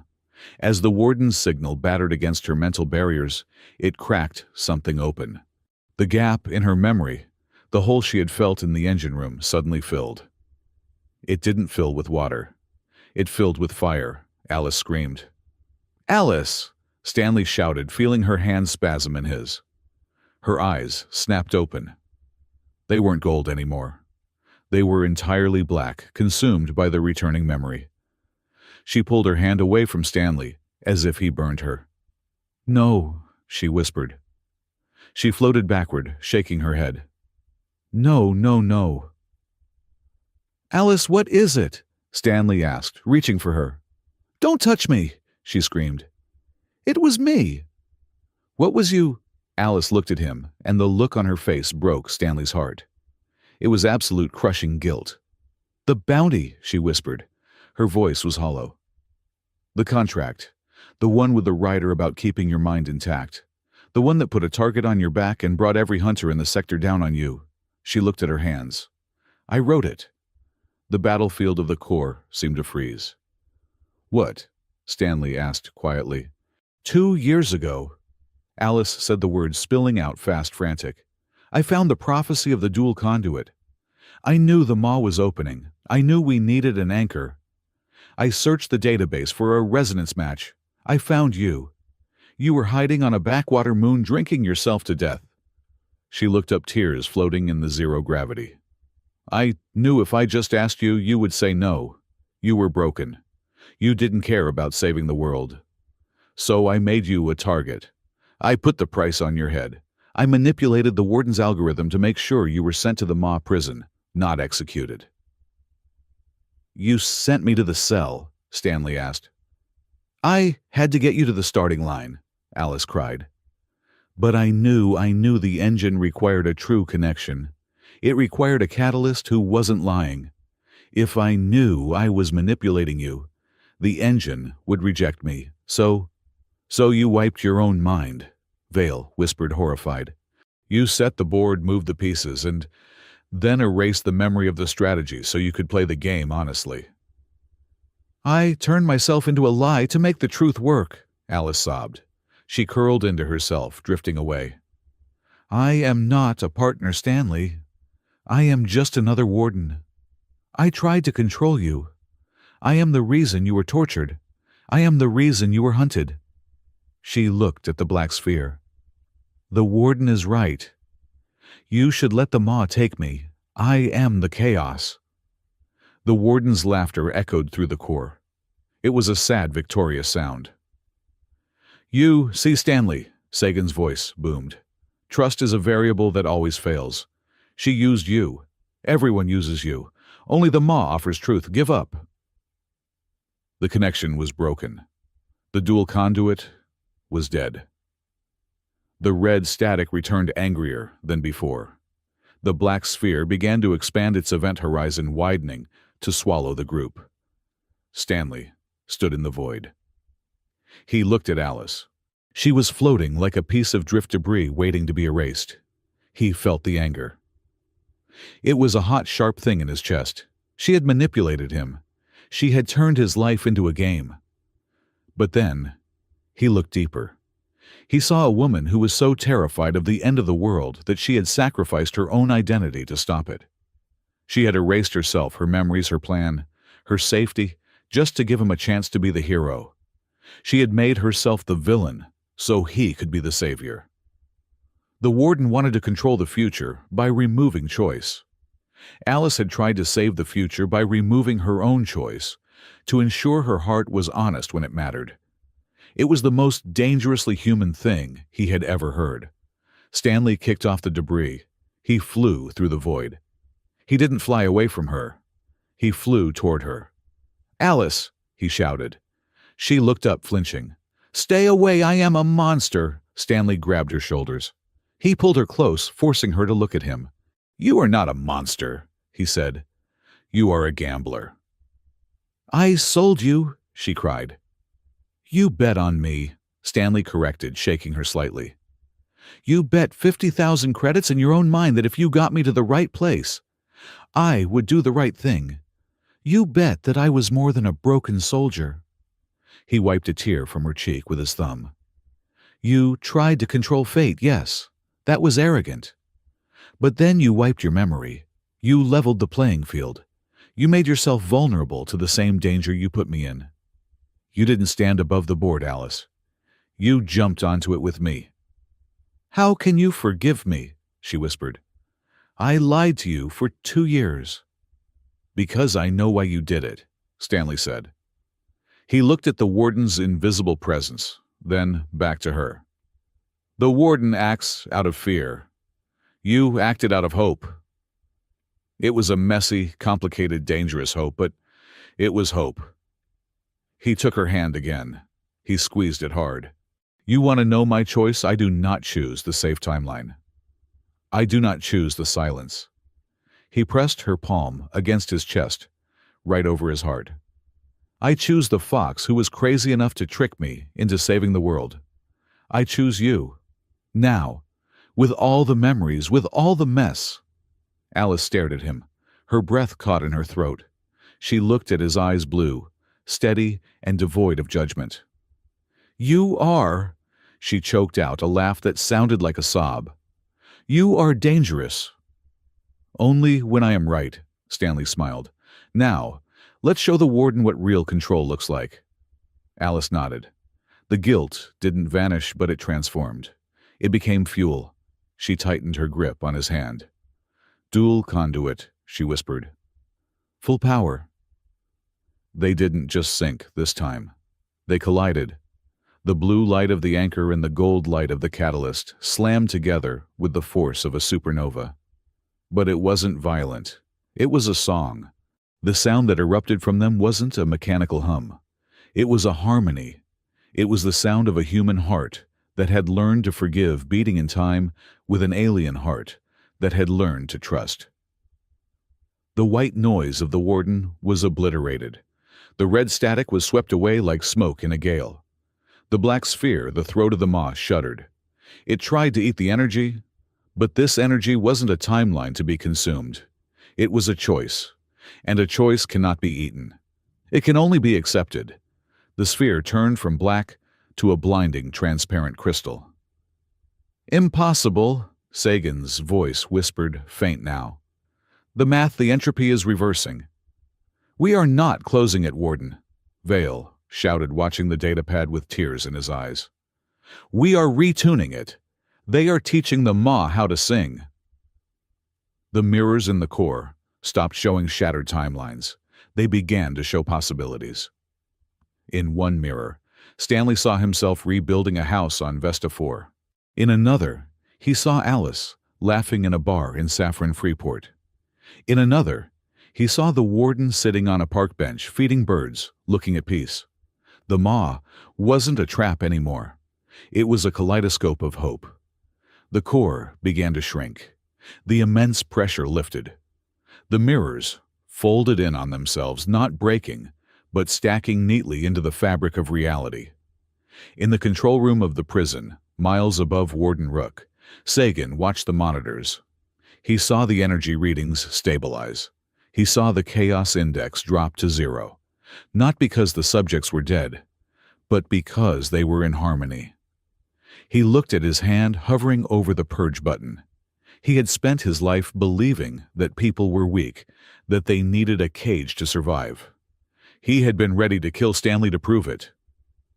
But Stanley had just forgiven the unforgivable. Sagan's hand trembled.